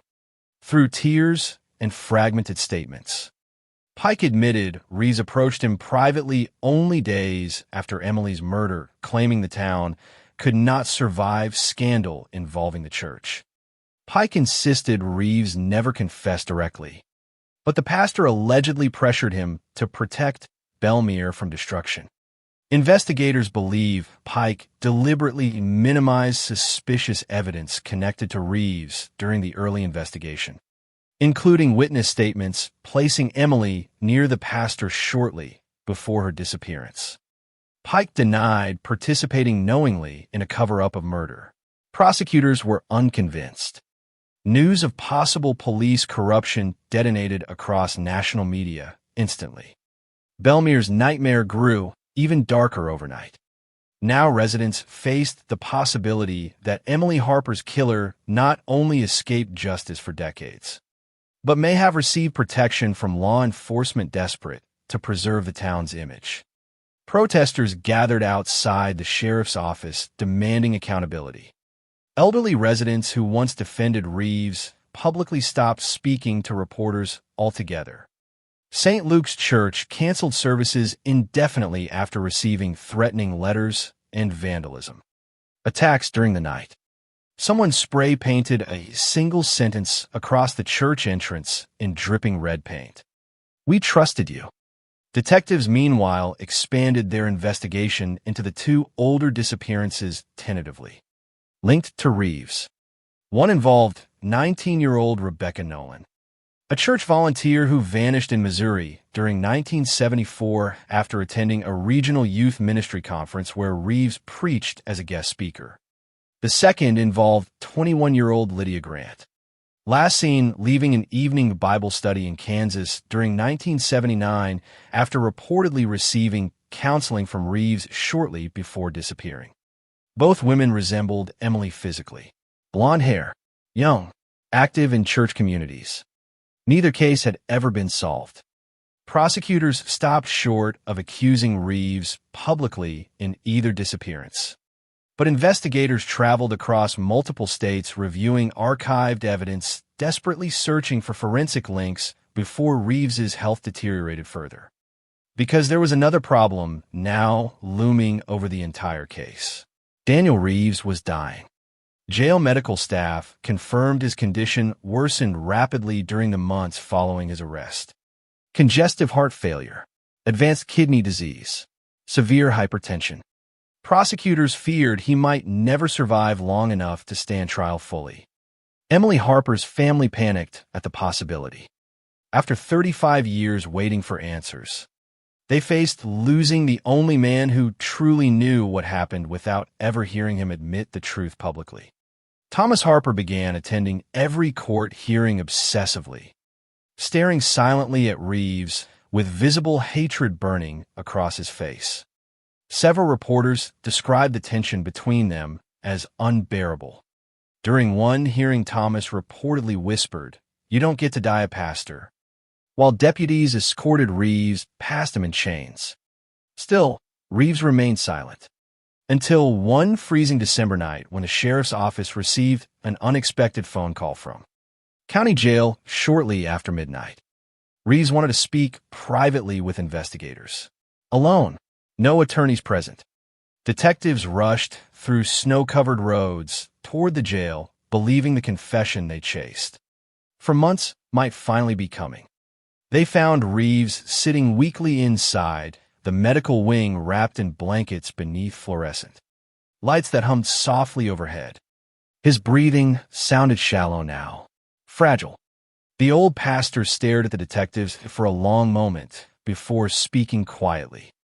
"There are things buried that should never be found," he whispered. Investigators exchanged uneasy glances immediately.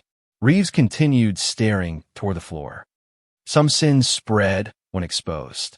Detectives demanded clarification. Reeves looked up slowly, eyes hollow and exhausted. Then he said something that froze the entire room. "Emily wasn't the first one afraid of me." The room fell completely silent after Daniel Reeves whispered those words. Even the humming fluorescent lights above the jail infirmary suddenly seemed louder. Detectives stared at the old pastor across the metal table, trying to determine whether they had just heard the beginning of a confession or the calculated manipulation of a man who spent his entire life controlling emotions from behind a pulpit. Reeves sat motionless beneath the thin blanket wrapped around his shoulders. his pale hands trembling slightly from age and illness.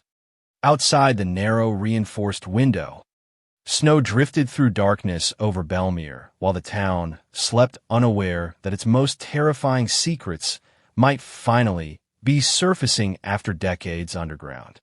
Detective Alan Dwyer leaned forward carefully and asked the obvious question. "Who else was afraid of you, Daniel?" Reeves lowered his gaze again. Several long seconds passed before he answered. "Women who understood too much." The response sent a chill through the room immediately. Detectives exchanged quick glances, but allowed him to continue speaking uninterrupted. They knew suspects at the edge of confession often retreated instantly, if pressured too aggressively. Reeves swallowed hard and rubbed his frail fingers together slowly, as though trying to warm himself from some invisible cold. "People think evil arrives looking monstrous," he murmured. "But it doesn't. Evil survives because it learns how to look trustworthy." Investigators demanded specifics. Reeves refused. Every answer emerged fragmented, wrapped in cryptic language and religious metaphors that blurred the line between admission and evasion. He described temptation, rage, weakness, and moments where God turned away, but stopped short of confessing directly to Emily Harper's murder. Then he mentioned a location, an abandoned property nearly 15 miles outside Belmere, near the remains of an old farming settlement swallowed gradually by forest over the years. Reeves claimed the place contained things connected to suffering. Detectives pressed harder immediately. Was there evidence there? Bodies? Personal belongings? Reeves closed his eyes and whispered, "You should have looked there long ago." Within hours, state police assembled a search team despite the brutal winter weather. Snowplows cleared narrow backroads before dawn, while investigators guided cadaver dogs and forensic units toward the abandoned farmland Reeves referenced during the interview. The property itself looked forgotten by time. A collapsed farmhouse, rusted fencing disappearing beneath snowdrifts, dead trees twisting against the gray sky like skeletal fingers. Detectives searching the area initially found nothing except debris and rotting machinery buried beneath decades of neglect. Then one of the cadaver dogs alerted near the remains of an old well hidden behind dense overgrowth. The atmosphere shifted instantly. Forensic teams worked carefully for hours through freezing temperatures while news helicopters circled overhead after police scanners leaked word of the operation. By sunset, investigators uncovered human remains buried several feet underground beside the well. The body appeared female, young, severely decomposed. Detectives standing at the scene later described the moment as emotionally devastating. Nobody spoke for several seconds after the first bone fragments emerged from frozen earth. They all understood the horrifying implication immediately. If the remains belonged to one of the missing women linked loosely to Reeves, Belmere's nightmare had just become exponentially darker. News of the discovery exploded nationally before forensic identification even began. Reporters flooded the town again. Cable networks interrupted regular programming with breaking updates. Former members of St. Luke's Church gathered outside police barricades, crying openly while detectives transported evidence containers from the scene beneath camera flashes. Social media transformed into chaos overnight. Some users accused authorities of hiding serial murders connected to Reeves for decades. Others claimed Belmere itself was cursed. The town's name became synonymous with betrayal and hidden evil across the country. Meanwhile, investigators returned to the jail, determined to push Reeves further while momentum remained on their side. But the pastor had retreated emotionally once again. He refused additional questioning, refused meals, refused eye contact. Guards reported he spent hours alone mumbling prayers beneath his breath inside the medical wing.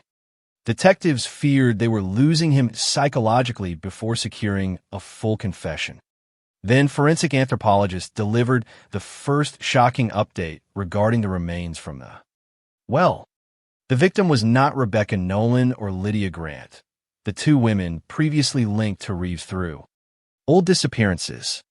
Instead, dental records identified the body as Claire Bennett, an 18-year-old Belmere resident who vanished briefly during the summer of 1978 before mysteriously reappearing nearly 3 weeks later. At the time, Claire claimed she had run away voluntarily after arguing with family members. She refused to explain where she had been. The town eventually forgot the incident completely. Until now, because according to official records, Claire Bennett was supposed to be alive. Detectives raced to locate her immediately. What they discovered deepened the horror surrounding Reeves beyond anything Belmere imagined possible. Claire Bennett had died officially in 1994 following a reported overdose in another state under a different surname. Investigators reviewing old documents uncovered a trail of inconsistencies suggesting she spent years drifting between shelters, temporary jobs, psychiatric treatment centers, and abusive relationships after leaving Belmere permanently. Interviews with surviving acquaintances painted a tragic portrait of severe trauma, paranoia, substance dependency, and recurring nightmares connected to religion and churches. Several witnesses recalled Claire becoming hysterical whenever pastors or clergy members approached her unexpectedly. One former roommate described waking repeatedly to hear Claire screaming in her sleep about the room beneath the church. Detectives reopened her entire history immediately. The remains discovered near the abandoned farm, however, complicated everything. If Claire died officially in 1994, whose body had investigators just recovered? Forensic teams worked non-stop comparing records, bone structure, and DNA profiles. Then came another revelation that stunned authorities completely. The remains belonged not to Claire Bennett herself, but to her younger sister, Sarah Bennett, a 14-year-old girl who vanished in 1978, only days before Claire disappeared temporarily.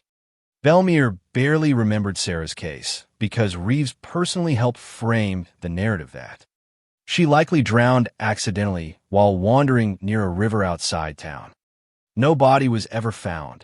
Until now, detectives suddenly realized the timeline fit together with terrifying precision. Sarah vanished first. Claire disappeared shortly afterward for nearly 3 weeks. When she returned, she refused to discuss anything that happened.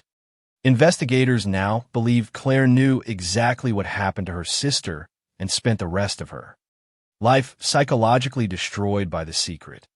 Prosecutors theorized Reeves abducted Sarah under circumstances still unclear, murdered her, then manipulated or threatened Claire into silence afterward. The implications were monstrous. Belmere's beloved pastor was no longer suspected of a single crime of passion. Investigators now face the possibility of a serial predator hiding behind religious authority for decades. Detectives reopened every unexplained disappearance connected to Belmere and St. Luke's Church, dating back to the early 1970s. Old evidence rooms filled rapidly with boxes coated in dust and forgotten paperwork. Families who spent years believing lost loved ones simply ran away suddenly found themselves confronting unbearable new possibilities. Reporters interviewed aging residents who recalled strange rumors surrounding Reeves stretching back decades. Young women warned privately never to meet him alone after evening services. Parents uncomfortable with his attention toward teenage choir members. Stories dismissed repeatedly because no one wanted to challenge the pastor publicly. The psychological collapse inside Belmere intensified beyond repair. Several church members who defended Reeves initially suffered complete emotional breakdowns after news of Sarah Bennett's remains became public. One elderly woman reportedly tore down every religious image inside her home after realizing Reeves' counseled her family for 40 years while allegedly carrying secrets involving murdered girls. Another former parishioner attempted suicide after admitting she ignored uncomfortable behavior from Reeves during the 1980s because she feared questioning him would make her appear sinful. Guilt spread through the community like infection. Everyone wondered whether warning signs had always existed in plain sight. Detectives investigating St. Luke's Church itself then uncovered architectural blueprints, revealing a hidden basement storage area beneath the oldest section of the building, a space rarely mentioned in modern church records. According to retired maintenance workers, Reeves possessed the only key for years. Prosecutors immediately secured warrants and sealed off the church completely while forensic teams prepared another exhaustive search. Belmere residents watched in stunned silence as investigators entered the church carrying ground-penetrating radar equipment and evidence containers beneath armed police supervision. Hours later, workers emerged carrying several sealed boxes recovered from inside the concealed basement room. Authorities refused to describe the contents publicly. Rumors exploded instantly anyway. Some claimed investigators found personal belongings belonging to missing women. Others whispered about photographs, journals, and videotapes documenting years of abuse hidden directly beneath the sanctuary where families worshipped every Sunday. The truth proved horrifying enough on its own. Inside the basement storage area, investigators recovered dozens of items connected to female church members dating back nearly 25 years. Jewelry, hair ribbons, choir photographs, handwritten letters, personal diary pages. Several objects belonged to women never officially reported missing, but who later described Reeves as emotionally manipulative or frightening during their youth. Emily Harper's missing necklace was discovered among the collection, wrapped carefully inside cloth, beside a church hymnal. For detectives, the find shattered any remaining doubt completely. Reeves had kept trophies, souvenirs, reminders. The profile emerging now resembled organized serial offenders investigators studied for decades. But the greatest shock arrived just before Christmas when forensic analysts completed examination of biological evidence recovered from the hidden church basement.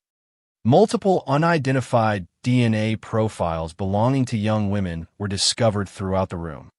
Some matched living former parishioners. Others matched nobody. Investigators could not yet determine whether the evidence reflected abuse, assault, consensual encounters, or contamination accumulated across decades.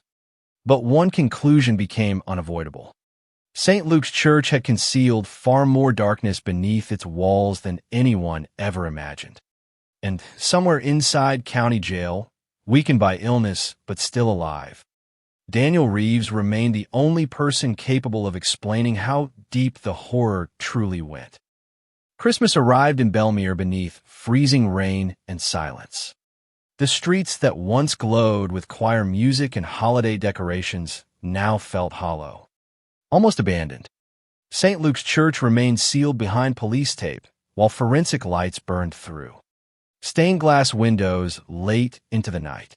Residents avoided driving past the building whenever possible.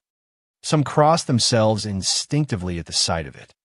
Others looked away completely, unable to reconcile the church they trusted with a nightmare unfolding inside its walls. Every day brought another headline, another leak, another revelation connected to Daniel Reeves and the hidden basement beneath St. Luke's. National reporters called it the pastor's vault. Online forums compare the case to America's most infamous serial predator investigations. Detectives hated the media circus surrounding Belmere, but privately many admitted the comparison no longer felt exaggerated. The evidence recovered from the concealed basement room disturbed even veteran investigators. Hardened by years of homicide work, prosecutors spent days cataloging the contents while forensic analysts examined every object, individually beneath laboratory lights. Some items appeared harmless in isolation. Photographs from church picnics, choir rosters, old letters from parishioners. Others felt deeply sinister. Locks of hair wrapped carefully in tissue paper. Young women's jewelry stored inside labeled envelopes. Dozens of candid photographs taken without subjects' knowledge from hidden angles around church property. Several images showed women entering counseling rooms alone, while Reeves apparently watched from a distance. Emily Harper appeared repeatedly throughout the collection, smiling during choir rehearsals, carrying in books through church hallways, standing beside friends completely unaware someone was documenting her movements obsessively. Detectives studying the photographs described a growing feeling of nausea as patterns emerged. Reeves appeared fixated on young women who embodied innocence, devotion, and vulnerability within the church community. The hidden collection transformed prosecutors' understanding of the case entirely. Emily's murder no longer looked like an isolated eruption of violence. It looked like the culmination of years of escalating obsession hidden behind religious authority. Meanwhile, inside county jail, Daniel Reeves's physical condition continued deteriorating rapidly. Medical staff transferred him permanently into the infirmary wing after repeated episodes of chest pain and respiratory distress. Guards described him as increasingly withdrawn. He rarely spoke now except during prayer. He stopped reading newspapers after headlines about the hidden basement spread nationally. Several correctional officers reported hearing him crying quietly during the night, though none could determine whether the tears reflected guilt, fear, or self-pity. Prosecutors feared time was running out. Without a formal confession, major portions of the investigation remained built on circumstantial reconstruction. They needed Reeves to speak before illness silenced him forever. Then, on December 28th, investigators received another terrifying development from forensic analysts working the unidentified DNA recovered inside the church basement. One of the unknown profiles matched evidence collected from a separate unsolved case in Indiana, involving the disappearance of a 19-year-old church volunteer named Angela Price in 1983. Angela vanished after attending a regional youth ministry conference where Daniel Reeves delivered guest sermons over a 3-day weekend. Her body was never found. At the time, investigators believed she likely left voluntarily with a boyfriend. Now the DNA link shattered that assumption completely. Detectives traveled immediately to Indiana, reopening Angela's case with fresh urgency. Interviews with surviving witnesses uncovered eerie similarities to Emily Harper's situation. Angela reportedly admired Reeves deeply before her disappearance. Friends describe her becoming emotionally dependent on his spiritual guidance during the conference. One witness recalled seeing Angela arguing privately with Reeves near the church parking lot hours, before she vanished forever. Another remembered Reeves appearing unusually agitated during his final sermon that weekend. Investigators suddenly faced a horrifying possibility. Reeves may have operated across multiple states for years, using religious events and ministry work to identify vulnerable young women while hiding behind unquestioned moral authority. Belmere's nightmare was growing larger than anyone imagined. Federal authorities quietly joined the investigation soon afterward. Behavioral analysts from the FBI reviewed evidence collected from St. Luke's Church alongside decades of Reeves's travel history and ministry records. Their internal assessment reportedly concluded that Reeves exhibited patterns consistent with organized predatory behavior concealed beneath positions of institutional trust. The language alone terrified local investigators. Belmere residents reacted even more violently once rumors of possible federal involvement leaked. Publicly, protesters gathered outside the courthouse, carrying photographs of missing women connected loosely to churches Reeves visited over the years. Former parishioners demanded St. Luke's be demolished entirely. Others insisted the church itself remained sacred despite the evil allegedly hidden inside it. Families stopped speaking over the arguments. Lifelong friendships collapsed. Belmere had become a community at war with its own memories. The emotional destruction spread especially hard among elderly residents who devoted their lives to Reeves's ministry. Many refused to accept the growing evidence, even after the hidden basement discoveries. Others accepted it too completely and spiraled into despair. One retired schoolteacher who attended St. Luke's for 40 years reportedly burned every sermon. Cassette Reeves ever recorded in her backyard before suffering a stroke days later. Another parishioner disappeared briefly during the holidays after telling relatives he couldn't. Live inside a town built on lies. Detectives privately admitted the case felt less like solving a murder and more like uncovering a psychological disaster buried beneath decades of silence. Then came a phone call that changed everything again. Shortly after New Year's Day, jail officials contacted prosecutors urgently around 2 a.m. Daniel Reeves was asking for Detective Alan Dwyer specifically. Alone. No lawyers.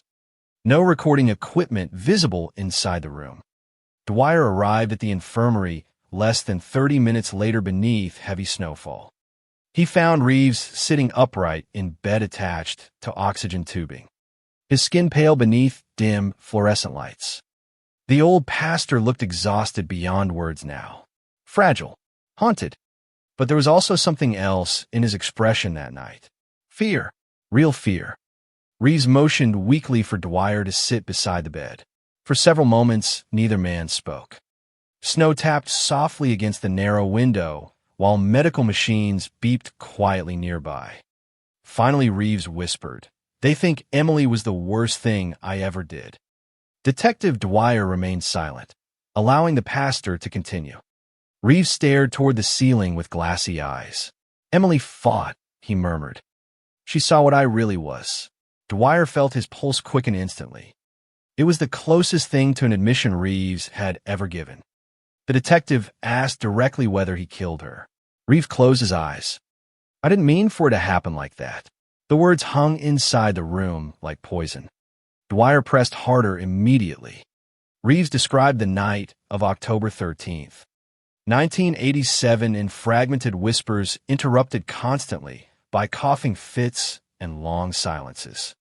According to his account, Emily confronted him after choir practice about rumors involving inappropriate behavior toward younger female church members. She threatened to leave St. Luke's permanently and tell others what she suspected. Reeves claimed panic overwhelmed him. He begged her to stay quiet. Emily tried walking away toward the parking lot. Reeves followed her. An argument escalated near the rear church entrance. Then violence erupted suddenly. Reeves admitted grabbing Emily physically when she threatened to contact police. He claimed she fought back, harder than expected. At one point, he whispered something detectives would never forget. "Her eyes changed," he said weakly. "She looked at me like she could already see hell waiting."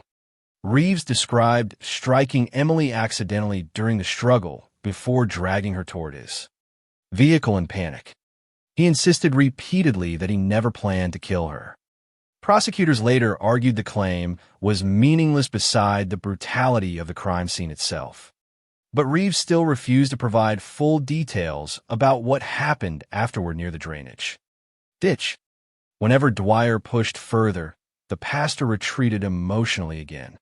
Then the conversation turned darker. Reeves began discussing Sarah Bennett, the missing 14-year-old whose remains investigators discovered near the abandoned well.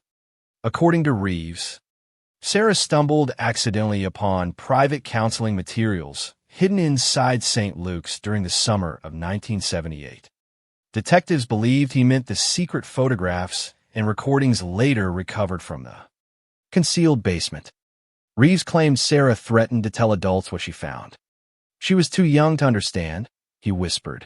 Too loud. Too curious. Dwyer asked directly whether Reeves murdered her. The old pastor stared silently at the detective for nearly 20 seconds before answering. Some mistakes spread if they survive. It was not a confession, but it was close enough to make Dwyer's stomach turn. Then Reeves mentioned another name investigators had never heard before. Hannah Mercer, 20 years old, choir volunteer. Disappeared briefly during 1981 before leaving Belmere permanently. Reeves described her as disobedient and dangerously emotional. Detectives immediately reopened old records, searching for any trace of Hannah Mercer's history. What they found terrified them again. Hannah had indeed left Belmere suddenly after a documented emotional breakdown connected to church. Counseling sessions with Reeves. She later spent years institutionalized in psychiatric facilities before dying in 1999. Medical records contained repeated references to severe religious trauma and recurring claims about hidden rooms under the church. Nobody believed her at the time. Suddenly, every accusation sounded horrifyingly plausible. Detective Dwyer realized something devastating during the interview. Reeves might never provide a clean confession because he no longer viewed his crimes through ordinary morality. He interpreted everything through distorted spiritual language, rationalization, and self-preservation layered over decades. The pastor spoke about violence the same way he once spoke about sin from the pulpit, carefully, symbolically, almost poetically. Yet beneath the religious metaphors, the truth emerged piece by piece. Women who threatened his control frightened him. Women who resisted him triggered rage. Women who discovered his secrets became dangerous. Before ending the interview, Dwyer asked the question haunting investigators most. How many were there?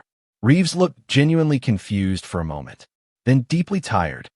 He turned slowly toward the dark window where snow continued falling beyond the glass. More than God ever forgave, he whispered. Detective Alan Dwyer walked out of the county jail just before dawn with snow crunching beneath his boots and the pastor's final words echoing endlessly inside his head. More than God ever forgave.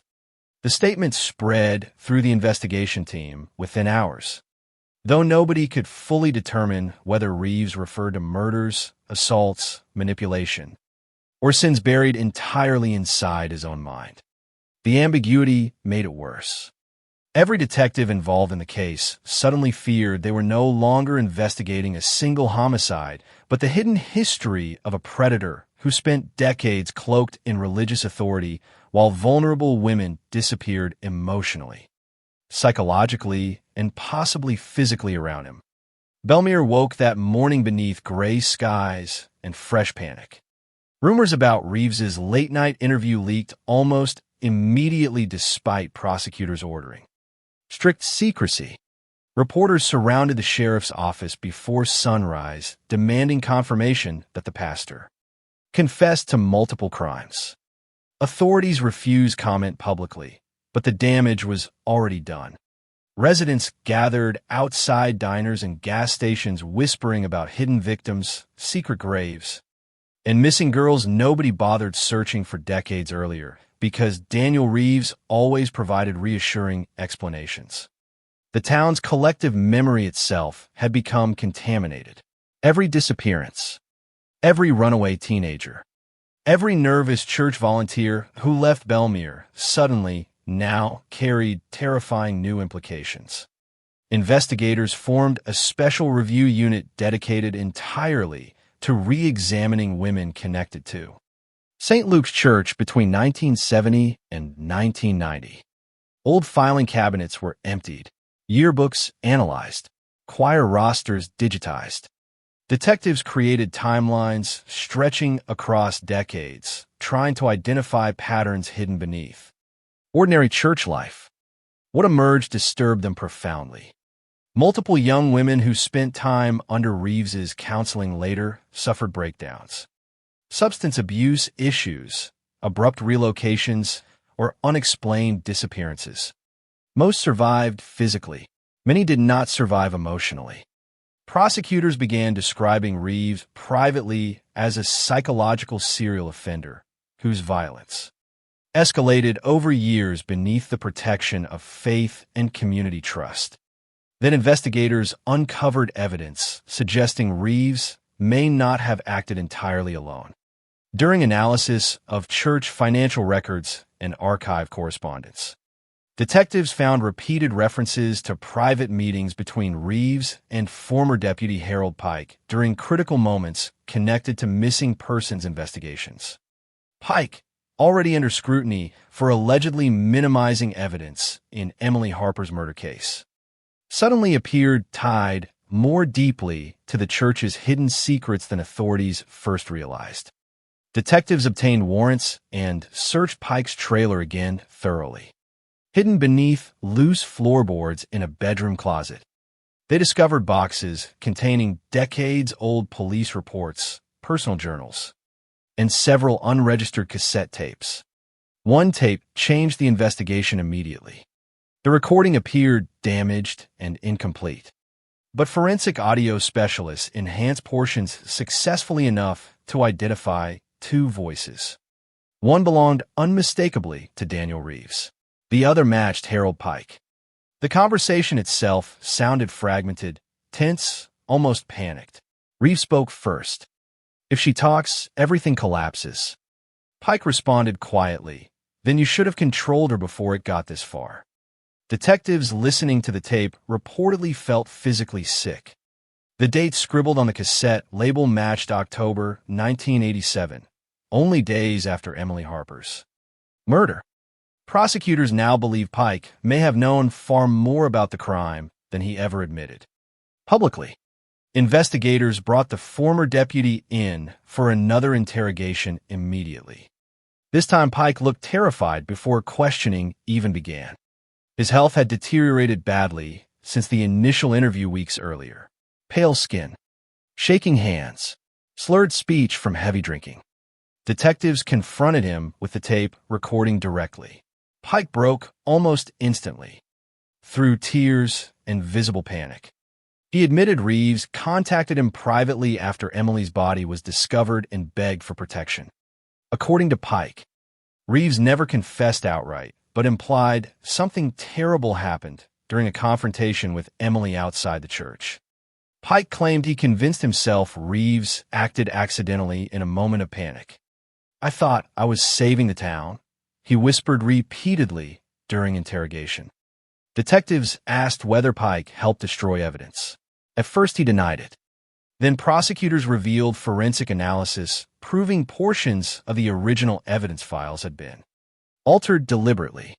Pike collapsed emotionally.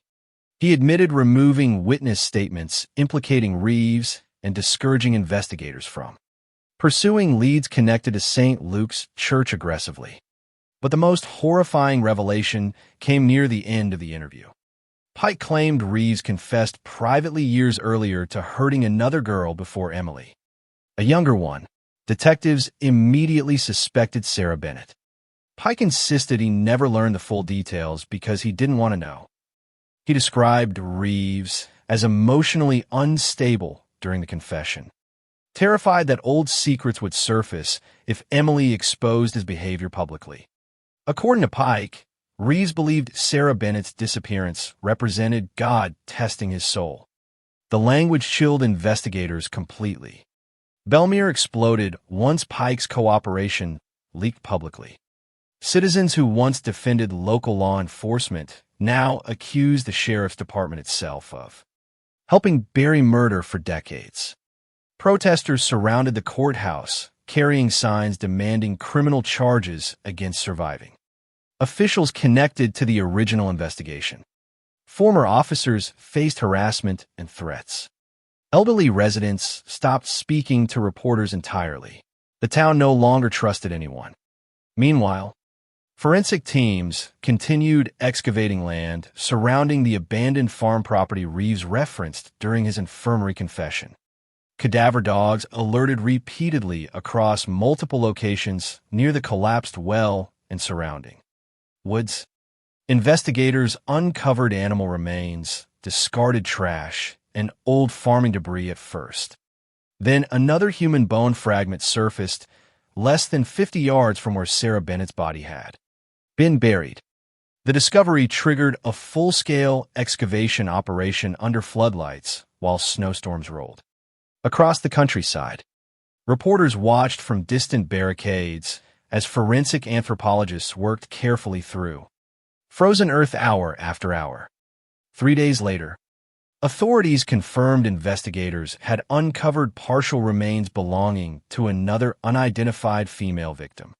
Bellemere entered complete psychological freefall. The second body appeared older than Sarah Bennett's remains, possibly dating back to the early 1970s, according to preliminary forensic estimates. Prosecutors refused to speculate publicly about identity until DNA testing concluded. But privately, investigators feared the remains could belong to Rebecca Nolan or Lydia Grant, the two women linked previously to Reeves through old church conferences and disappearances in neighboring states. Detectives reviewing Reeves's ministry schedule discovered he visited the abandoned farm property frequently during the 1970s under the pretense of helping a retired parishioner maintain the land. The parishioner himself died decades earlier.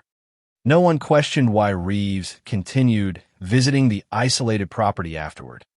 Inside county jail, Daniel Reeves appeared increasingly disconnected from reality. Medical staff reported episodes of confusion, insomnia, and severe chest pain. Yet whenever detectives attempted follow-up interviews about the newly discovered remains, Reeves alternated between cryptic religious statements and complete silence. At one point, he reportedly smiled faintly while listening to news coverage about the excavation before whispering, "The ground remembers everything eventually." Prosecutors debated whether Reeves's deteriorating mental state would render him unfit for trial.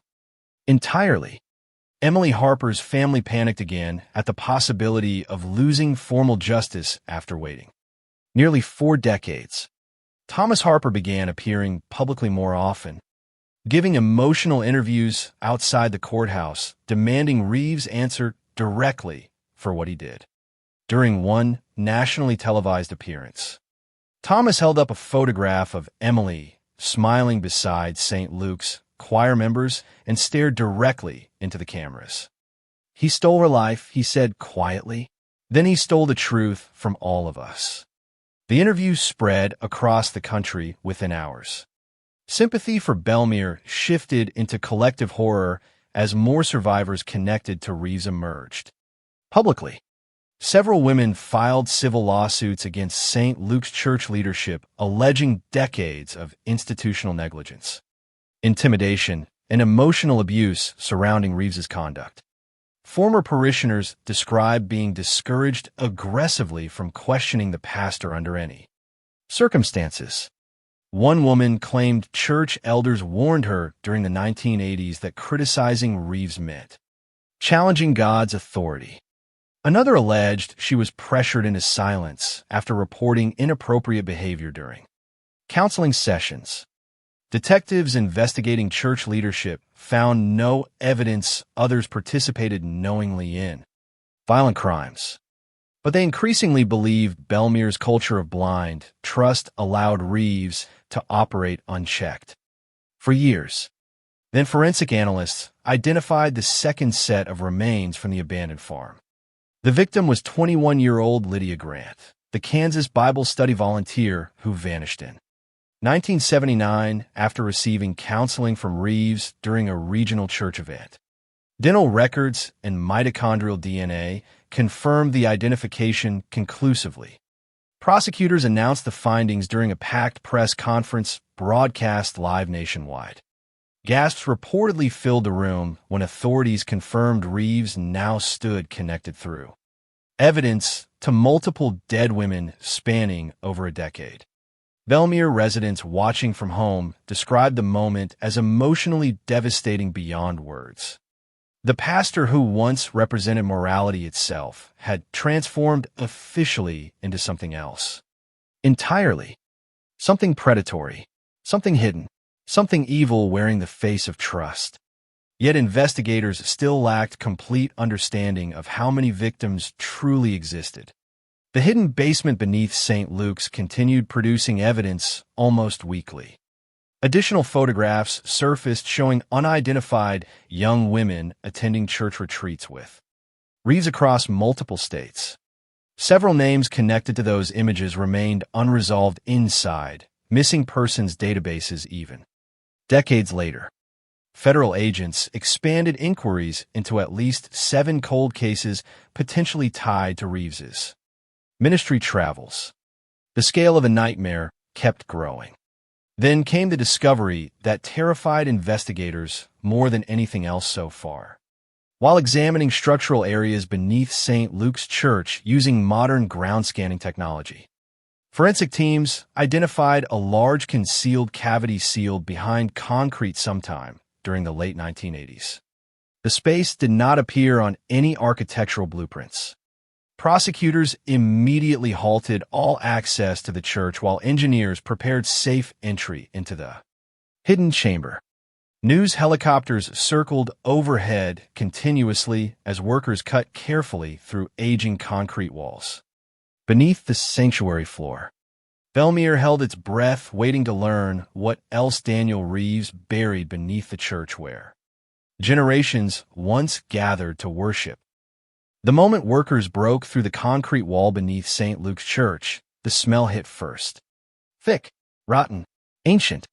Detectives standing inside the narrow underground corridor instinctively covered their mouths as stale air rolled outward from the hidden chamber sealed beneath the sanctuary floor for decades. Flashlights cut through drifting dust while forensic teams pushed cautiously into the darkness. Above them, beyond layers of wood, stone, and stained glass, the church remained silent. Empty pews, dark prayer candles. The same sanctuary where Daniel Reeves preached about salvation every Sunday now stood directly over. Something investigators feared might destroy Belmere forever.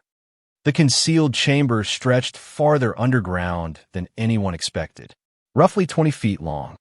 Reinforced with old timber supports and hidden completely behind poured concrete likely installed.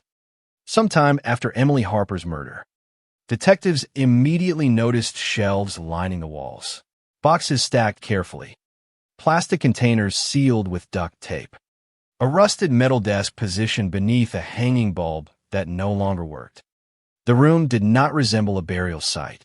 It resembled an archive, a private world hidden beneath the church where Reeves stored pieces of a life nobody else was supposed to see.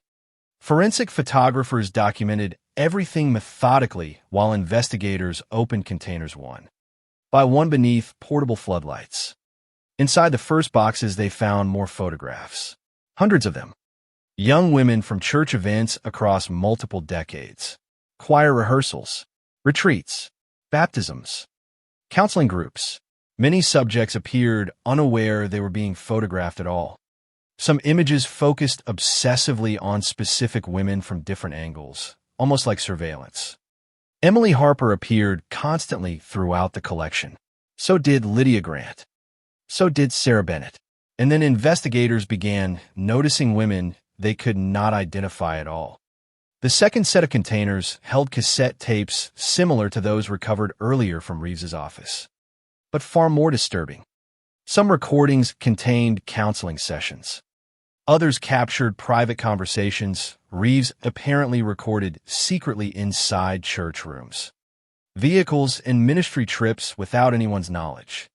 Detectives listening through headphones reportedly removed them repeatedly in visible disgust as Reeves manipulated vulnerable women emotionally under the guise of spiritual guidance. The language followed patterns investigators now recognized clearly: isolation, shame, dependence, control.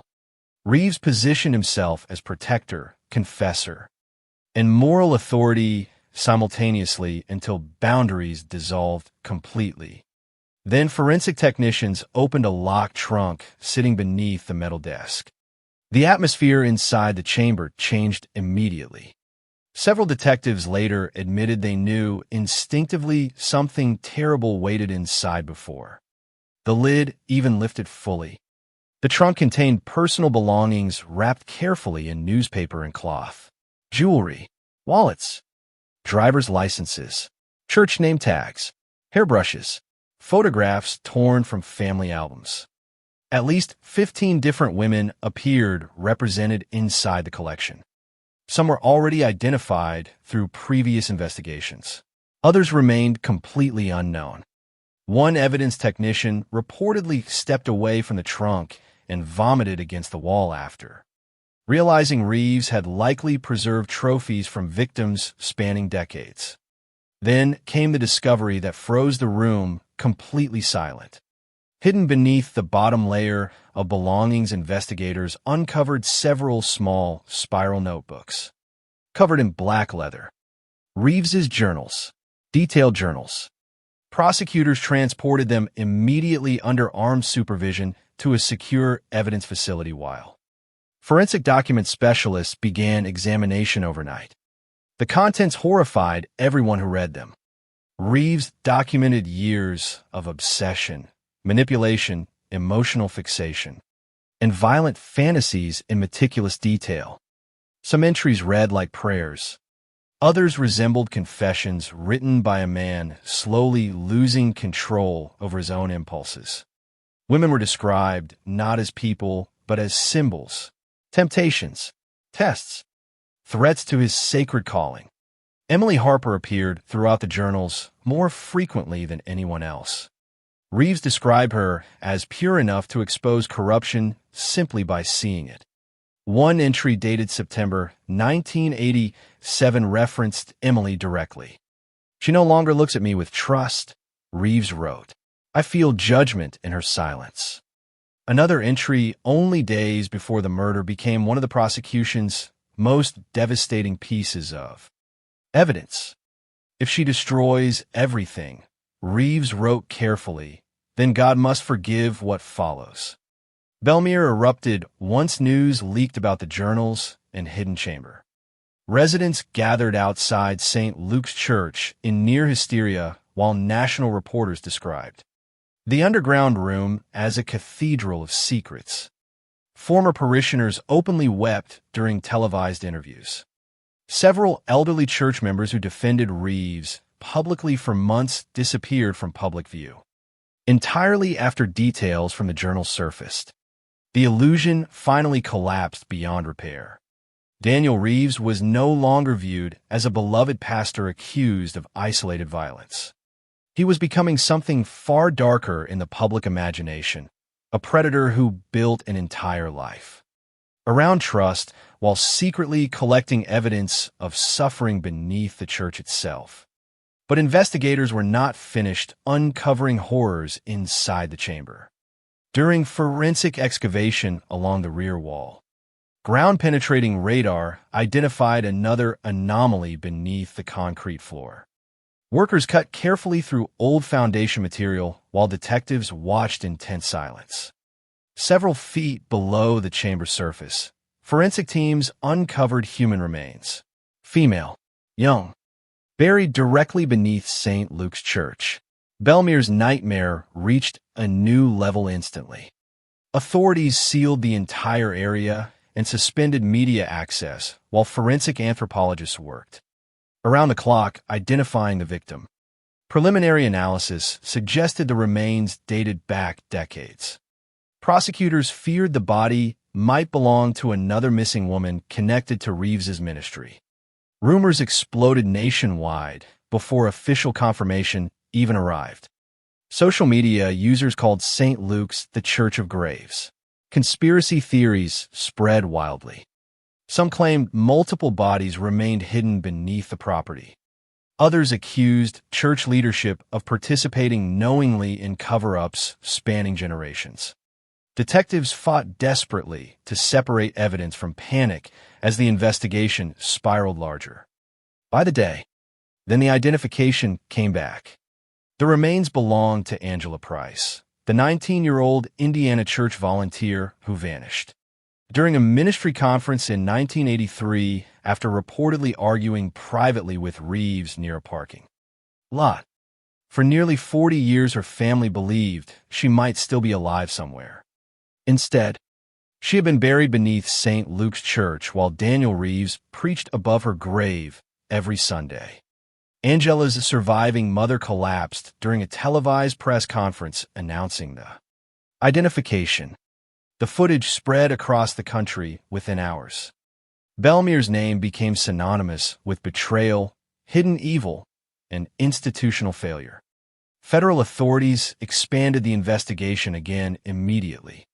Excavation teams searched every accessible section beneath St. Luke's while agents reviewed missing persons cases tied to Reeves across 6 different states. Detectives no longer doubted the scope of what they were uncovering.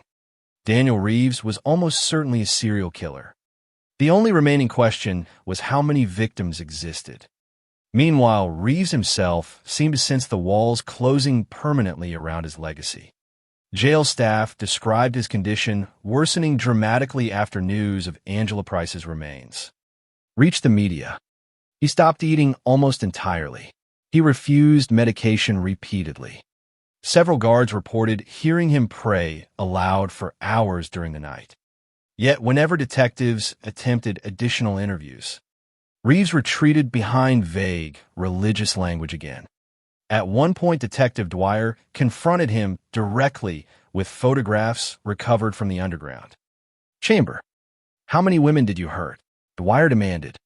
Reeves stared at the images quietly before whispering, "I try to save them from corruption." The answer disgusted investigators completely. Prosecutors now believed Reeves rationalized violence through distorted theology for decades.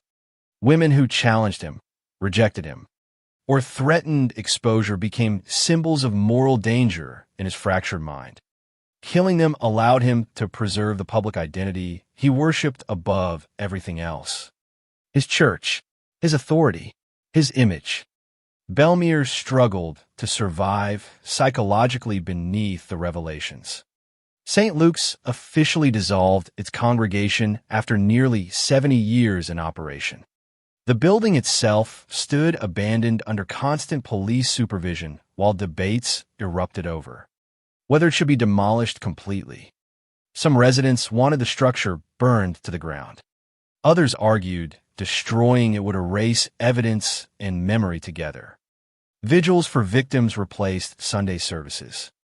Families connected to missing women traveled from across the country, placing flowers outside police barricades around the church. Detectives continued identifying items recovered from Reeves's hidden chamber. Several belongings matched unresolved disappearances investigators never previously connected to. Belmere. One bracelet belonged to a Missouri teenager missing since 1976. A driver's license matched a college student who vanished during a church retreat in Nebraska during 1984. The evidence web surrounding Reeves expanded almost daily now. Yet despite everything uncovered beneath St. Luke's, investigators still feared worse remained hidden. Because one section of Reeves's journals referenced the orchard repeatedly in coded passages, prosecutors could not fully interpret. Detectives eventually traced the references to another abandoned property once owned by a retired church elder outside Belmere. According to land records, Reeves visited the location frequently throughout the late 1970s and early 1980s. Prosecutors secured search warrants immediately. News helicopters followed forensic teams through snow-covered roads toward the property while residents watched live broadcasts from home in stunned silence. By now, Belmere understood a terrible truth. Every place connected to Daniel Reeves seemed to conceal another secret, another victim, another layer of horror buried beneath decades of trust. And somewhere inside county jail, weakened by illness but still alive, the old pastor remained the only man who knew where all the graves were hidden. The orchard sat 3 miles outside Belmere beyond a stretch of frozen farmland where dead trees twisted against the winter sky like black veins across the horizon. Most residents barely remembered the property existed. Decades earlier, it belonged to an elderly church elder named Samuel Vickers who donated fruit. Harvest to St. Luke's every autumn before dementia forced him into assisted care during the late 1980s. After his death, the land fell into neglect. Trees rotted slowly. Buildings collapsed inward. Nature swallowed the property year after year until only fragments remained visible from the road. Yet according to Daniel Reeves's journals, the orchard carried enormous significance. He referred to it repeatedly using strange phrases. The quiet place. The garden beneath judgment, where silence stays buried. Detectives driving toward the location felt the same dread that accompanied every new discovery.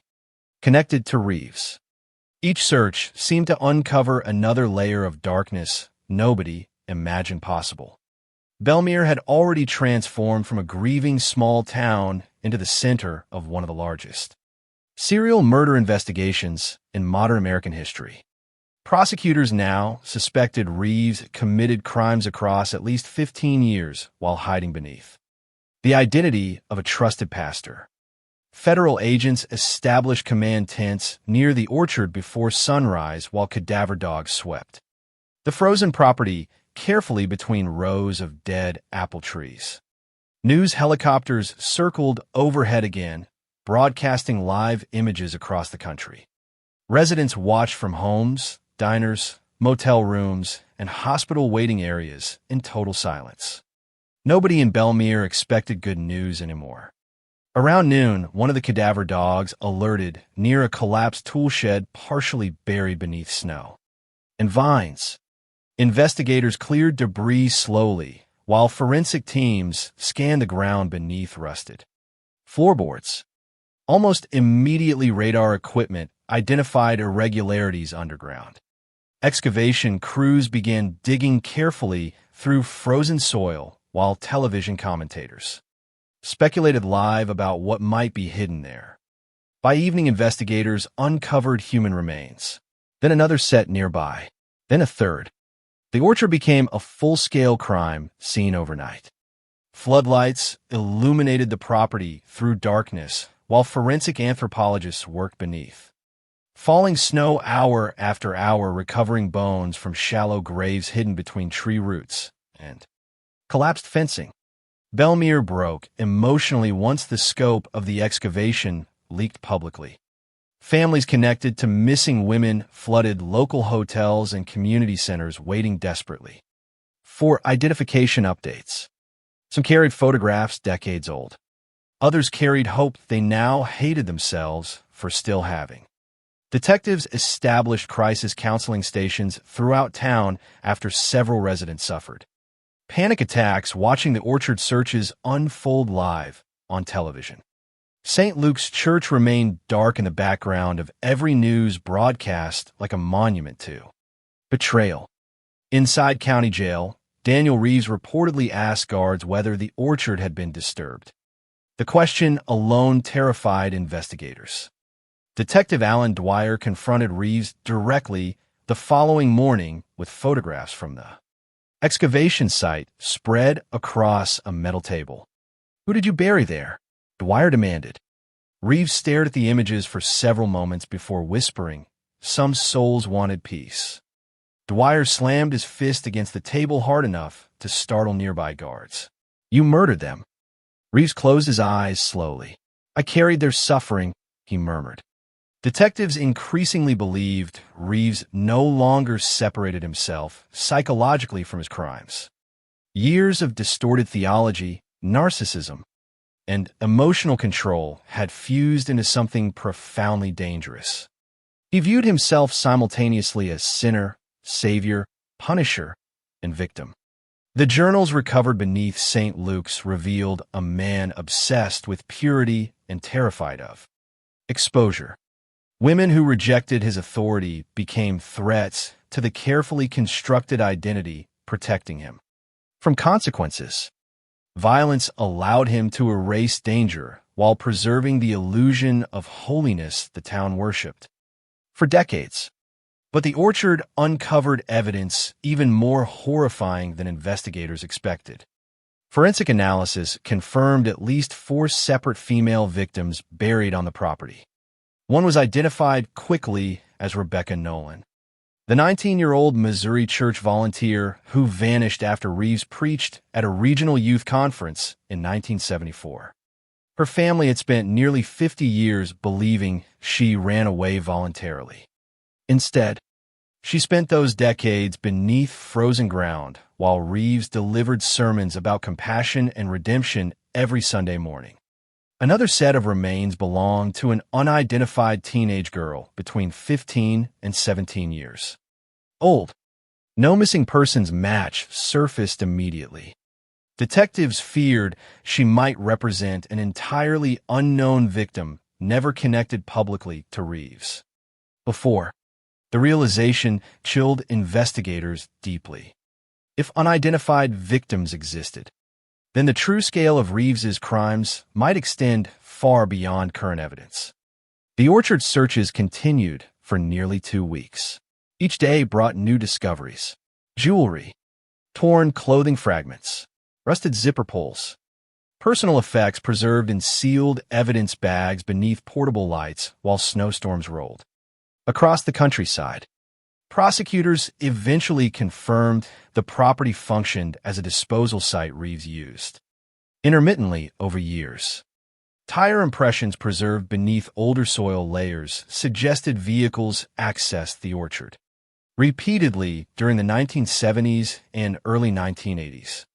Investigators also uncovered burned fragments of church documents near one grave site, including partial choir attendance records from St. Luke's Church. Belmere's horror transformed gradually into collective rage. Protesters gathered daily outside the county jail, demanding Reeves face execution despite his age and deteriorating health. Families of victims accused church leadership, law enforcement, and town officials of enabling decades of silence through blind trust and institutional protection. Lawsuits